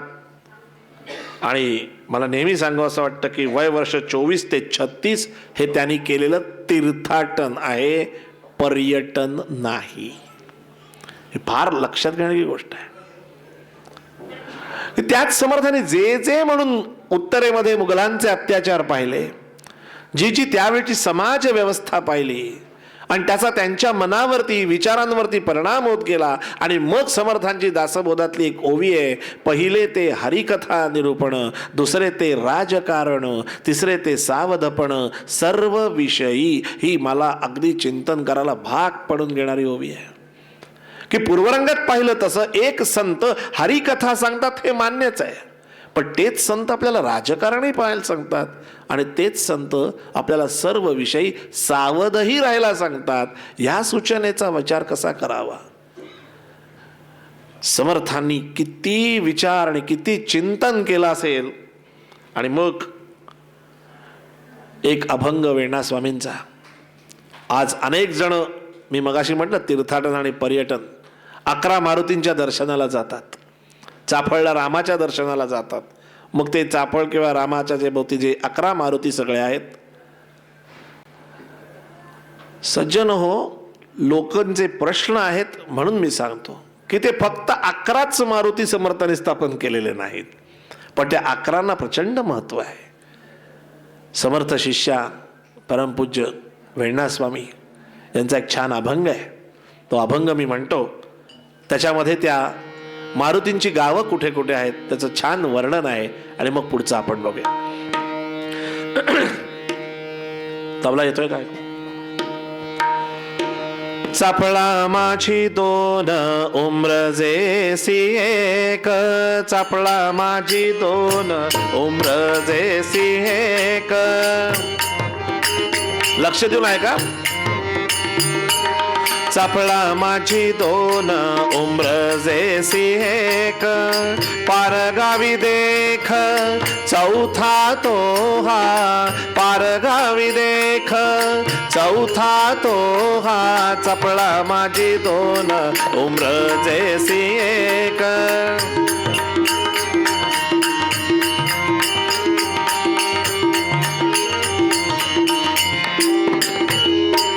पाचवा मसूरी शहापुरी 6वा, पाचवा मसूरी शहापुरी 6वा.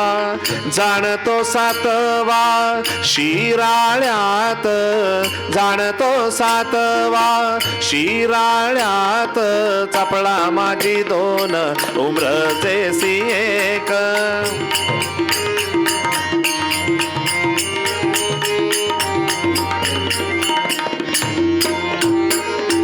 शिंगणवाडी 8वा मन पाडळे 9वा. क्या बात है? शिंगणवाडी 8वा मन पाडळे 9वा. 10वा जाणावा माझ गावी, 10वा जाणावा माझ गावी. चाफळा माझी 2 उम्रजेसी एक.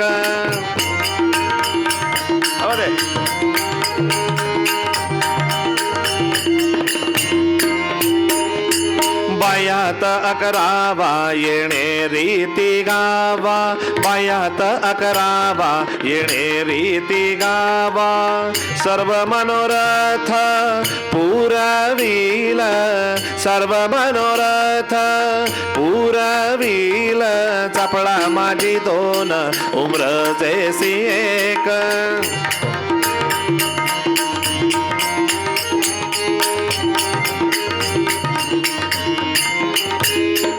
वेणी म्हणे स्वामी समर्थ रामदास,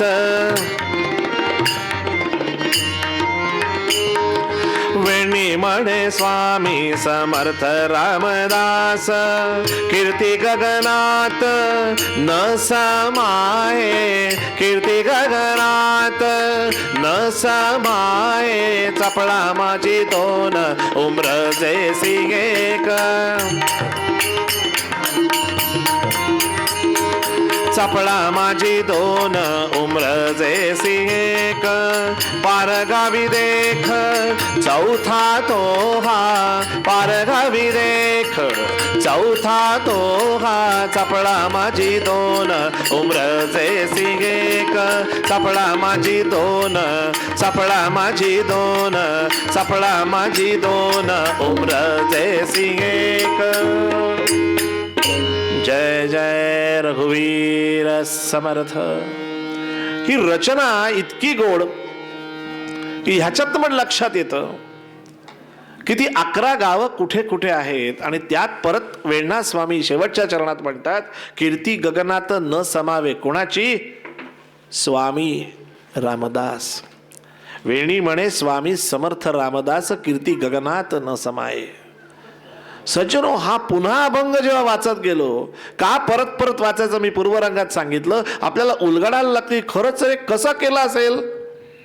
आणि मग लक्षात आलं समर्थांनी अखंड हिंदुस्थानात 1100 मठांची स्थापना केली.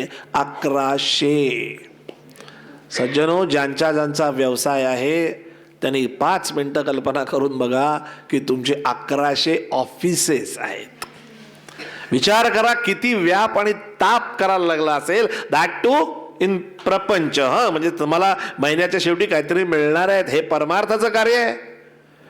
कसं कसं केलं असेल हा विचार जरी करून बसलात ना तरी लक्षात येतं की दासबोध केवढा मोठा आहे.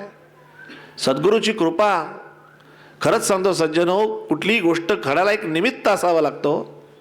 गडावरची काकड आरती ठरली.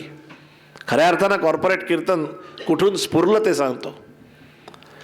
इतक्या वेळा काकड आरतीला गेलो तेव्हा नाही वाटलं, तोच दिवस कसा होता माहित नाही, पण त्या काकड आरतीला जेव्हा गेलो तेव्हा हातावर जे लोणी साखरेचा प्रसाद आला, सज्जनो, तिथे मला पहिल्यांदा फ्लॅश झाला की लोणी मला ताजं दिसलं.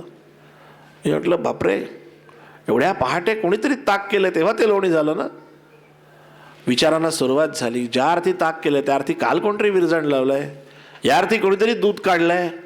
मग मी गोशाळेशी विचाराने गेलो आणि मग अख्खा गड मी फिरायला लागलो की एक रामदास स्वामी संस्थान किती डिपार्टमेंट्स आहेत. त्याच्यामध्ये एक अकाउंट्सचं डिपार्टमेंट आहे, भक्त निवासाचा विषय आहे, भिक्षेचा विषय आहे, भिक्षा आल्यानंतर त्या धान्य साठवण्याचा एक विषय आहे, म्हणजे त्याचं स्टोअर आहे, अकाउंट्स आहेत, त्याची क्वालिटी कंट्रोल आहे. हे सगळं मला दिसायला लागलं, जणू काही एक कंपनी माझ्यासमोर दिसायला लागली. हो अरे, अक्षरशः एका कंपनीमध्ये ज्या पद्धतीचे डिपार्टमेंट्स असतात तशी प्रत्येक मठात समर्थाने निर्माण केली. विचार करा कसे कसे तयार केले असतील माणसं. आणि मग एक थक्क करणाऱ्या ओव्या त्याच दासबोधाच्या आता वेगळ्या पर्स्पेक्टिव्हनी यायला लागल्या. हो, सद्गुरूची कृपाच असावी लागते, त्याशिवाय होऊच शकत नाही.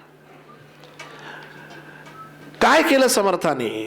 जे जे आज कॉर्पोरेट्समध्ये आहेत त्याने हे जरूर आपल्या तरुणांना सांगावं की ज्याप्रमाणे प्रत्येक कंपनीच्या मॅनेजिंग डायरेक्टरच्या केबिनमध्ये एक विजन आणि मिशन असतं, तसं समर्थांनी एक विजन आणि मिशन दिलं. मराठा तितुका मेळवावा, महाराष्ट्र धर्म वाढवावा. सज्जनो, मराठा म्हणजे जात नव्हे, जो मराठी बोलतो तो मराठा, हे समर्थांनी दिलेलं आहे. मराठा तितुका मेळवावा, महाराष्ट्र धर्म वाढवावा, हे एक गोल सेट केला आणि मग आपल्या राजकारणातल्या कार्याला सुरुवात केली. सज्जनो, छत्रपती शिवाजी महाराज आणि आपले सद्गुरू समर्थ हे जर दोघ जण नसते तर आपण हा मोकळा श्वास घेतलाच नसता. आजन्म या दोघांचे आपण ऋण मानले पाहिजेत. आणि लोक भलताच वाद घालत बसतात. असो, मला अनेक जण हा प्रश्न विचारतात, त्यांना मी एवढाच फक्त प्रश्न विचारतो, तुझा विवेक तुला काय सांगतो ते तू बघ. पण मला विचारशील तर मी तुला सांगीन, ते दोघं त्यांचं काम करून गेलेत, तू तुझ्या उरलेल्या आयुष्यात काय करणार आहेस ते सांग. फक्त दासबोध वाज आणि स्वतःचं कल्याण करून घे, बाकी काही नाही मानलंस तरी आमच्या सद्गुरूला काय फरक पडणार आहे. पण त्यांना माहितीच नाहीये की दासबोधात या गोष्टी आहेत, त्या कशा आहेत त्या उलगडून येतील. यासाठी ते पॉवर पॉईंट प्रेझेंटेशन असतं. हरकत नाही, तुम्ही इतके छान श्रोते आहात आणि समर्थ साक्षात इथे, चिंता कशाला. आता ऐकायला थोडस तरुण मुलं मागे मला दिसतायत काही, म्हणून तुमच्यासाठी खास बोलतो मी. ब्रँड हा शब्द पण किती वेळा ऐकला, हा ब्रँड आहे, तो ब्रँड आहे. अहो, रामदासी संप्रदाय हा समर्थाने एस्टॅब्लिश केलेला ब्रँडच आहे. 350-400 वर्षापूर्वी बघा ना, गुगल नाही, फेसबुक नाही, प्रिंटिंग टेक्नॉलॉजी नाही, 1100 मठ कसे केले असतील. थोडासा जस्ट विचार करून बघा, तरी तुमची दिशा बदलेल विचारांची. किती माणसं जमवली असतील, त्या माणसांची मनं तयार केली असतील, त्यांची बुद्धी, त्यांचा विवेक जागृत केला असेल आणि राष्ट्रोद्धाराच्या कार्यासाठी त्यांना प्रेरणा दिली असेल, काय ट्रेनिंग दिलं असेल. नुसत्या कल्पना केल्यात तरी अंगावर काटा येतो, बापरे हे कधी करायचं. असे हे आपल्या समर्थांनी, ज्याला इंग्लिशमध्ये व्हिज्युअल आयडेंटिटी म्हणतात. आज आम्ही इथे जेवढे रामदासी आहोत, आम्ही सगळ्यांच्या अंगावर बघा तुम्हाला ही छाटी दिसत असेल. ही व्हिज्युअल आयडेंटिटी क्रिएट केली आहे समर्थांनी त्या काळात. कारण जेव्हा नव्यानं समर्थांनी कार्य सुरू केलं, पहिला मठ समर्थांनी महाबळेश्वरच्या इथे स्थापन केला. त्यानंतर जसे जसे कार्यकर्ते यायला लागले, समर्थांकडे युवक आकर्षित व्हायला लागले. याचं कारण समर्थांनी ज्या पद्धतीनं कीर्तन केली, त्या कीर्तनातून त्यांनी समाजाला विचार करायला प्रवृत्त केलेला आहे. नुसत्या गोष्टी सांगत नाही बसले, विचार करायला प्रवृत्त केलं. तुमचं सामाजिक भान वाढवण्याचा प्रयत्न केला आणि त्याच्यातनं समर्थांना तरुण येऊन मिळायला लागले आणि हळूहळू संघटन डेव्हलप व्हायला लागलं. सज्जन हो, बाकीची कुठलीही गोष्ट नसल्यामुळे सुरुवातीला रामदासी संघटना किंवा रामदासी संप्रदाय माहीत नव्हता. पण जसे जसे भिक्षेला असे तरुण छाटी नेसून जायला लागले, हळूहळू रिव्हर्स इफेक्ट आला. लोक छाटीमुळे ओळखायला लागले, अरे छाटीत आहेत ना, जय जय रघुवीर समर्थ म्हणतात ना, म्हणजे रामदासी असले पाहिजेत. आज कंपन्यांमध्ये बघा, उच्च पदस्थापासून ते सामान्य कार्यकर्त्यापर्यंत सगळ्यांचे कपडे सेम असतात. आपल्याला वाटतं परदेशातनं ही वस्त्र समानता हा कन्सेप्ट आणला, तर तसं अजिबात नाही. आपल्या समर्थांनी हे नुसतं लिहिलं नाही, हे समर्थांनी करून दाखवलंय. आपल्याला हे माहितीच नाही, कारण आपण दासबोध या पद्धतीने वाचत नाही. म्हणून माझी परत विनंती आहे की बाबा कृपा करा आणि या पद्धतीने घरामध्ये डायनिंग टेबलवर हे डिस्कशन तरी करा, ज्या निमित्ताने घरातली मुलं विचारतील की समर्थांनी काय काय केलं. हो, सांगावं तितकं कमी. हो, ही भिक्षा ज्याच्यासाठी आज तुमच्यासमोर हे मोठं उदाहरण आहे. ही भिक्षा काय आहे? समर्थ रामदासी संप्रदायात येणाऱ्याला प्रत्येकाला ट्रेनिंग देताना असे नॉर्म्स दिले होते की रोज 5च घरी भिक्षा मागायची. ज्या गावात मठ आहे तो मठ भिक्षेवर चालला पाहिजे. 5च घरी भिक्षा मागायचे. सज्जनो, बारकाव्यानं ऐका. आणि त्यावेळी सांगायचे ती 5 घरं रोज नवीन असली पाहिजेत. एकाच माणसाकडे परत परत गेला तर त्याच्यावर भार होतो, हा पहिला मुद्दा. आणि दुसरी गोष्ट, त्याच्या मागचं अलगद राजकारण. समर्थ म्हणतात भिक्षेने ओळखी होती. आज साधी गोष्ट आहे बघा, आज इथल्या सांगवी गावामध्ये समर्थांचा प्रचार दौरा आला. काही जणांचा आधी परिचय संपर्क होता, या ओळखी होत्या, म्हणूनच हा दौरा उभा राहिला ना.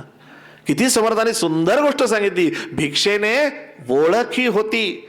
पुढे काय म्हणतात, भिक्षेने भ्रम चुकती आणि सामान्य भिक्षा मान्य करती सकळ प्राणी. कोणाच्याही दारात जाऊन तुम्ही 1 वाटी डाळ, 1 मूठ गहू किंवा तांदूळ कोणीही देऊ शकतं. ही सायकोलॉजी आहे सज्जन. हो, आज गणेशोत्सव किंवा नवरात्रोत्सवात पावतीवरनं भांडणारी लोक आहेत ना, त्यांनी ही ओवी वाचावी. अरे 11, 21, 51, 101 कोणी देतं. भांडणं 1001 घेतल्याशिवाय जाणार नाहीत आणि मग भांडणं सुरू होतात. पण उत्सवाचं मॅक्सिमम लोक यायची इच्छा असेल तर पहिले त्या नेतृत्वानं कसं वागलं पाहिजे, ही लिडरशिप क्वालिटी आहे. आज हे दोघं माझे संगतकार आहेत, यांनी सुद्धा ही गोष्ट किती भाग्याची की अनेक तरुणांमध्ये हे असं सांगितल्यानंतर अशा गोष्टी पुढे पुढे प्रचारात जातात की भिक्षेने ओळखी होती, भिक्षेने भ्रम चुकती. काय भ्रम आहे?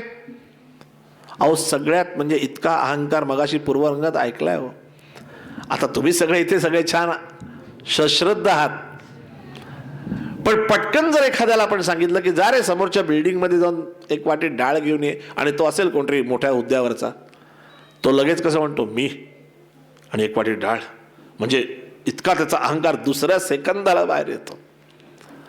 पण एक लक्षात घ्या, आज तुमच्या समोर समीर लिमये बसलाय, याच्या मागचं जय जय रघुवीर समर्थ काढून घेतलं ना तर माझी किंमत 0 आहे.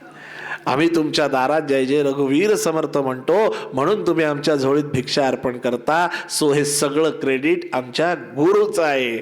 आणि म्हणून त्यांनी मनाच्या श्लोकात म्हटलंय, देहे त्यागिता कीर्ती मागे उरावी, मना सज्जना हेची क्रिया धरावी. सज्जनो हा कीर्ती शब्द समजून घेतला पाहिजे. कीर्ती वेगळी आणि प्रसिद्धी वेगळी. लक्षात घ्या, प्रसिद्धी करता येते, कीर्ती होत जाते. प्रसिद्धी कधीही टिकत नाही, पण कीर्ती 350 वर्षानंतर सुद्धा एकच नाव, त्याच्यावरती एवढी भिक्षेसाठी लोक जमा होतात. हे कसं झालं? कशा पद्धतीनं उभं राहिला असेल विचार करा. त्याच्यानंतर समर्थ सांगतात की त्या महंत, त्या प्रत्येक मठाला एक मठपती आणि महंतांचं ज्याला आजच्या भाषेत सांगितलं तर ती लिडरशिप आहे. तुम्ही ज्या ज्या कंपनीमध्ये काम करताना तुमच्या हाताखाली काही माणसं असतात. सज्जनो, मी खरंच सांगतो खूप बोलण्यासारखं आहे हो. ही वेगळी मॉड्यूल्स आहेत, पण कसे आपल्या हाताखालच्या माणसांना टॅकल करायचं, त्यांची सुद्धा मानसिकता समजून घ्यायची, या सगळ्या टिप्स दासबोधात आहेत. महंते महंत करावे, युक्ती बुद्धीने भरावे आणि जाणते करूनी विखरावे नाना देसी. उगाच नाही. आत्ताच आम्ही हैदराबादला गेलो होतो, भाग्यनगर. तिथे 5 मठ पाहून आलो आम्ही सगळे जण. विचार करा, कुठे चाफळ, कुठे भाग्यनगर. आजही जाताना आपण किती इकडे तिकडे चौकशा करून जाऊ, तिथे 5 मठ आजही कार्यरत आहेत. हे कुठलं आहे, काय पद्धतीचं आहे. तंजावर म्हणा, मी उज्जैनला गेलो, इंदोरला गेलो, गेला बाजार मी पश्चिम बंगालला गेलो. समर्थ जिथे जिथे फिरवतात तिथे आम्ही जातो. पश्चिम बंगालला मी खरंच सांगतो सज्जनो, ती माणसं एअरपोर्टला मला न्यायला आली. तिकडनं गाडीने त्यांच्या आम्ही हॉलवर गेलो. माझ्या अक्षरशः डोळ्यात टचकन पाणी आलं. पश्चिम बंगालमध्ये समर्थांचा फोटो आणि त्यांची स्लोगन आहे, सामर्थ्य आहे चळवळीचे, जो जो करील तयाचे. पश्चिम बंगालात आपल्या समर्थांचं हे चरण पाहायला मिळणं केवढी मोठी गोष्ट भाग्याची. विचार करा, आजही आपल्याला आपल्या गावातली सुद्धा माणसं पूर्णपणे ओळखतात आहे हो. आणि तिथे पश्चिम बंगालमध्ये ग्वाल्हेरमध्ये जाल तिथे 1100 मठ. सज्जनो, हे आपल्या मुलांनी खरोखर पाहिलं पाहिजे. एक मठ उभा करताना त्याच्यामध्ये टाइम मॅनेजमेंट आहे, ॲलोकेशन ऑफ वर्क आहे. आज मुद्दामून मी तरुण मुलांसाठी सांगतोय की आज तुम्ही सुद्धा माता भगिनी ते बसलायत. अहो, घरामध्ये सुद्धा मॅनेजमेंट नसते का हो? घरामध्ये सुद्धा मॅनेजमेंट असते, घरामध्ये सुद्धा राजकारण असतं. आपल्याला एकमेकांची मनं सांभाळत घर सुद्धा न्यायचं असतं. या सगळ्या सूचना तुम्हाला दासबोधात सुंदर मिळतील. माझी सगळ्यांना नम्र विनंती आहे की समर्थांनी कम्युनिकेशन सांगितलं, टाइम मॅनेजमेंट सांगितली, कुणाला कुठलं काम सांगायचं याचा सेन्स घरच्या नेतृत्वाला असला पाहिजे. समर्थांची ओवी आहे, अधिकार पाहोनी कार्य सांगणे, साक्षेप पाहोनी विश्वास धरणे, परंतु आपला मगज राखणे काहीतरी. बघा, आपण कुणाला काही काम सांगितलं की आपण त्याच्यावर पूर्ण विसंबून राहू नये. तो चुकू शकतो असा आधीच आपण अंदाज बांधावा आणि आपला प्लॅन बी रेडी ठेवावा. जनरल माणसांची टेंडन्सी असते, एखादं काम सांगितलं आणि ते झालं नाही की आपण काय म्हणतो, मी त्याला सांगितलं होतं त्यांनी नाही केलं, त्याला मी काय करू. समर्थ म्हणतात, महंताला हे अलाउड नाही, जबाबदारी तुझी आहे. तो चुकू शकतोय, तू अँटिसिपेट केलं पाहिजे. आज सगळ्या ट्रेनिंगमध्ये आजचा थोडा विषय हे नाहीये, पण अख्ख्या ट्रेनिंगमध्ये हेच शिकवलं जातं हो, वेगळं काही नाहीये. मी आणि धनश्रीताई नानिवडेकर आम्ही आत्तापर्यंत 90 ब्रँड्ससाठी जाहिराती केल्या आहेत, कॉर्पोरेट फिल्म्स केल्या आहेत. पितांबरी, कॅडबरी, सँडो, सिप्ला, फायझर अशा अनेक, म्हणजे गमतीत नेहमी म्हणतो की चपला, बूट, मोतीबिंदू, श्रीखंड, दागिने, एक प्रॉडक्ट सोडलेलं नाहीये. सगळ्या कंपन्यांमध्ये समर्थांच्या कृपेने फिरलो आणि प्रत्येक ठिकाणी काम करताना बॅक ऑफ माइंड दासबोधच येत होता की अरे, ही ओवी इथे उपयोगी पडते, ही ओवी ह्या डिपार्टमेंटला उपयोगी पडते. आणि तिथून मला असं वाटलं की हे पुढच्या तरुणांपर्यंत गेलं पाहिजे. जसं मी मगाशी तुम्हाला पूर्वरात सांगितलं की प्रत्येकाच्या घरात रामायण हा ग्रंथ असलाच पाहिजे. आणि म्हणून आम्ही सर्वत्र दासबोधाची शिबिरं का करतोय की त्या निमित्तानं लोकांच्या घरात तरी ग्रंथ कुठूनही घ्यावा, पण तो ग्रंथ घरामध्ये असावा. काही ग्रंथांचं घरात असणं सुद्धा भाग्य बदलतो. सज्जनो, अशा अनेक गोष्टी आहेत. वेळेअभावी जास्त सांगत नाही, पुन्हा परत योग येईल तेव्हा नक्की सांगेन. पण जाता जाता एक गोष्ट मात्र सांगतो, समर्थांनी सांगितलं, सावधान, अखंड सावधान असावे, चित्त दुश्चित कदापि नसावे. आज अनेक अँगलने सावधानता आहे, धर्माच्या बाबतीतही सावधानता आहे आणि अगदी आपल्या प्रपंचाच्या आयुष्यात सुद्धा नव्याने एक दुसरा मुद्दा येतोय, आर्टिफिशियल इंटेलिजन्स. समजून घ्या सज्जनो, सायबर क्राईम हे सुद्धा मुद्दे कीर्तनात आले पाहिजेत. अनेक ज्येष्ठ नागरिकांना अचानक दुपारी फोन येतात. जनरली ज्येष्ठ नागरिक दुपारचे जेवून झोपतात. याचा अभ्यास चोरांनी केलेला आहे. लक्षात घ्या, ती सायकोलॉजी आहे. पुन्हा तेच की माणूस झोपेत पटकन फोन उचलतात आणि घाबरवतात. अहो तुमचा जरा बँकेचा पिन नंबर टाका, तुमच्या जरा अकाउंटमधून पैसे ट्रान्सफर झालेत, असं लगेच माणसं पटकन आपला पिन नंबर देऊन मोकळे होतात. विचार करा. परत समर्थ सांगतात अखंड सावधानता असावी. एक गंमत सांगतो. कमिशनर साहेब होते. कमिशनर साहेबांनी मला बोलवलं होतं. म्हणजे तुमचं मी यूट्यूबवरती ऐकलं, आम्हा पोलिसांसाठी तुम्ही कीर्तन कराल का? म्हटलं का नाही, आनंदाने करू. बोलता बोलता त्यांनी विचारलं की पोलिसांसाठी एखादी ओवी आहे का हो? जनरल टेंडन्सी अशी असते की आपण जेव्हा एखादं सांगतो त्या पटकन वाटतं की आमच्या फील्डशी काही आहे का. म्हटलं असं पोलिसांसाठी म्हणून असा समाज नाही आहे, पण म्हटलं एवढं नक्की आहे की रात्री मार्ग क्रमू नये, फळं ओळखल्या विना खाऊ नये, पडलेली वस्तू घेऊ नये एकाएकी, गाडीमध्ये एखाद्याची बॅग वरती पटकन उचलू नका, बॉम्ब असू शकतो. ते कमिशनर एवढे खुश झाले, म्हटलं फिक्स, पोलिसांसाठी लगेच घेतो. काय समर्थांचा असा जर तुम्ही आनंद घेऊन दासबोध वाचलात ना सज्जनो, मी खरंच सांगतो आपलं आयुष्य इतकं सुरेख बनवण्याची अप्रतिम जीवन संहिता जर काय असेल ना तर ते आपला दासबोध आहे. आणि आपले मनाचे श्लोक आहेत सज्जनो. मनाच्या श्लोकांची जी फलश्रुती आहे ती अप्रतिम आहे. ती फलश्रुती पहिले वाचा. त्यात समर्थ म्हणतात मनाची शते ऐकता दोष जाती. ते ऐकणं महत्वाचं आहे. मनाची शते ऐकता दोष जाती, लगेच जाणीव होते मती मंदते साधना योग्य होती. म्हणजे अजून आपण साधनेच्याही योग्यतेचे नाही झालेलो. मती मंदते साधना योग्य होती. आणि एकदा ते झालात की योग्य साधना झाली की चढे ज्ञान वैराग्य सामर्थ्य अंगी, म्हणे दास विश्वासिता मुक्तिभोगी. सज्जनो, खरंच सांगतो आपल्याकडे आपण इतके भाग्यवान आहोत की समर्थाने आपल्याकडे मनाचे श्लोक म्हणजे मनोबोध दिलेला आहे, दासबोध आहे, आत्माराम आहे, विपुल लेखन आहे. तुम्ही फक्त त्याच्यावर प्रेम करून ती आपल्यासाठी आहे म्हणून सश्रद्धेनं वाचा आणि पुढच्या पिढीपर्यंत हे पोहोचवण्याचा आटोकाट प्रयत्न करा. मी खरंच सांगतो, नाहीतर या पिढीचा उघड्या डोळ्यांनी रास बघावा लागेल. समर्थ होऊच देणार नाहीत. पण तरी देखील सांगतो, एक जाता जाता एकदा एकाने मला विचारलं, मार्गे जाय खातं खातं तो एक मूर्ख, असं समर्थाने म्हटलंय. म्हटलं हो आहे. जाताना लोक रस्त्यावर वडापाव खात खात जातात, तो एक मूर्ख आहे, आपण बघतो. याचा दुसरा अर्थ काय? तो दुसरा अर्थ असा आहे की ज्या वेळेला आपण मगाशी पाहिलं रिटायर्ड झाल्यानंतर आता दासबोध सुरू करायचा, अशा याच्यातनं जे सुरू करतात मुमुक्ष लक्षणामध्ये आहे, त्यावेळेला लगेच असे जे धनाधन ग्रंथ घ्यायला सुरुवात करतात. दिसेल तो क्लास, सकाळी ज्ञानेश्वरीचा क्लास, दुपारी जेवण झालं, संध्याकाळी ऑनलाईन भगवद्गीता, संध्याकाळी दासबोध आणि रात्री वेब सिरीज. काय झालं? मार्गे जाय खातं खातं तो एक मूर्ख. कुठलाही ग्रंथ नीट कळला नाही, कशाचंच काही कळलं नाही. नुसतं काय झालं, आदळाने आपट झाली. त्यापेक्षा एक गुरु, एक मंत्र, एक ग्रंथ घ्यावा आणि त्या ग्रंथाचं नाव दासबोध आहे, ज्याने आपलं आयुष्य छान समृद्ध होतं, सुंदर होतं. आपल्या पुढच्या पिढीपर्यंत पोहोचवण्यासाठी हे कॉर्पोरेट कीर्तनाचा आम्ही आज इथे केलं. भूषण स्वामी आमचे आदरणीय, त्यांनी मला सांगितलं. पण खरं सांगू का, कॉर्पोरेट कीर्तन हे अत्यंत छोटीशी गोष्ट आहे.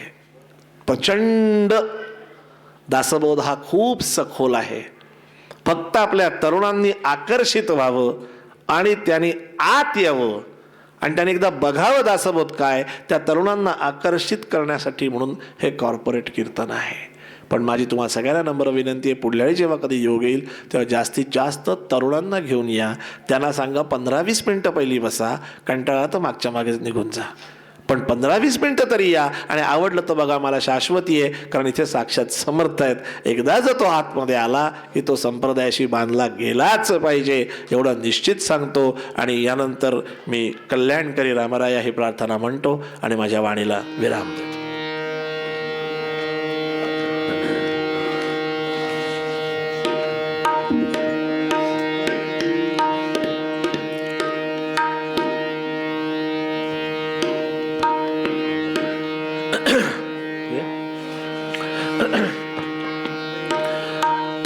कल्याण करी राम राया राम राया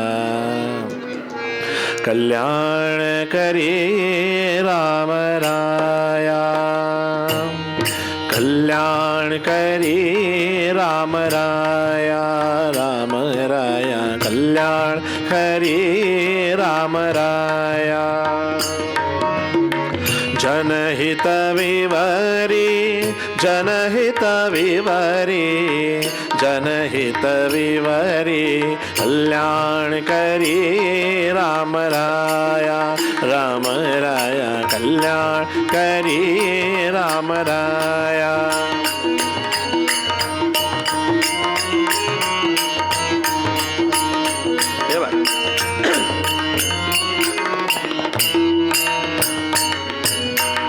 तळमळ तळमळ होतची आहे होतची आहे तळमळ तळमळ होतची आहे होतची आहे हे जन हाती धरी दयाळा हे जन हाती धरी दयाळा कल्याण करी राम राया राम राया कल्याण करी राम राया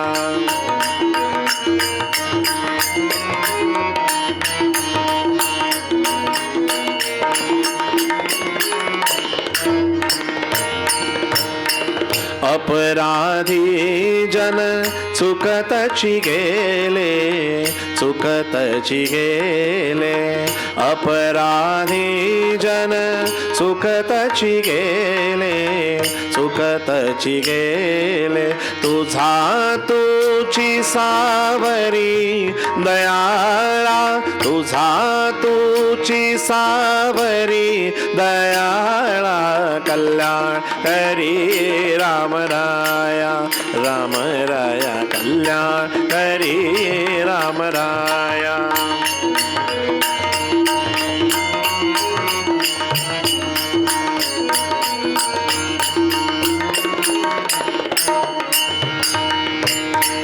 कठीण त्यावरी कठीण झाले कठीण झाले कठीण त्यावरी कठीणची झाले कठीणची झाले आता न दिसे हुरी दयाळा आता न दिसे हुरी दयाळा कल्याण करी राम राया राम राया कल्याण करी राम राया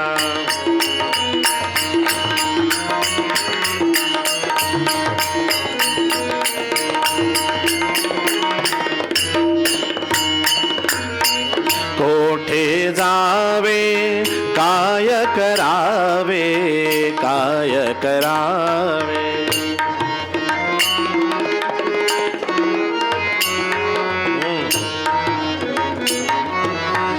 कोठे जावे काय करावे काय करावे आरंभिली बोहरी दयाळा आरंभिली बोहरी दयाळा कल्याण करी राम राया राम राया कल्याण करी राम राया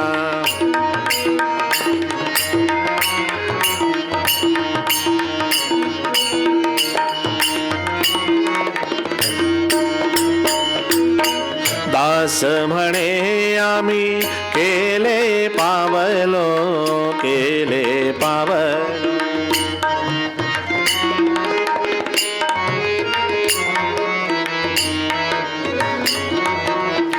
दास म्हणे आम्ही केले पावलो केले पावलो दये नाही सरी दयाळा दयेसी नाही सरी दयाळा कल्याण करी राम राया राम राया कल्याण हरी राम राया जनहित विवरी जनहित विवरी जनहित विवरी कल्याण करी राम राया कल्याण करी राम राया कल्याण करी राम राया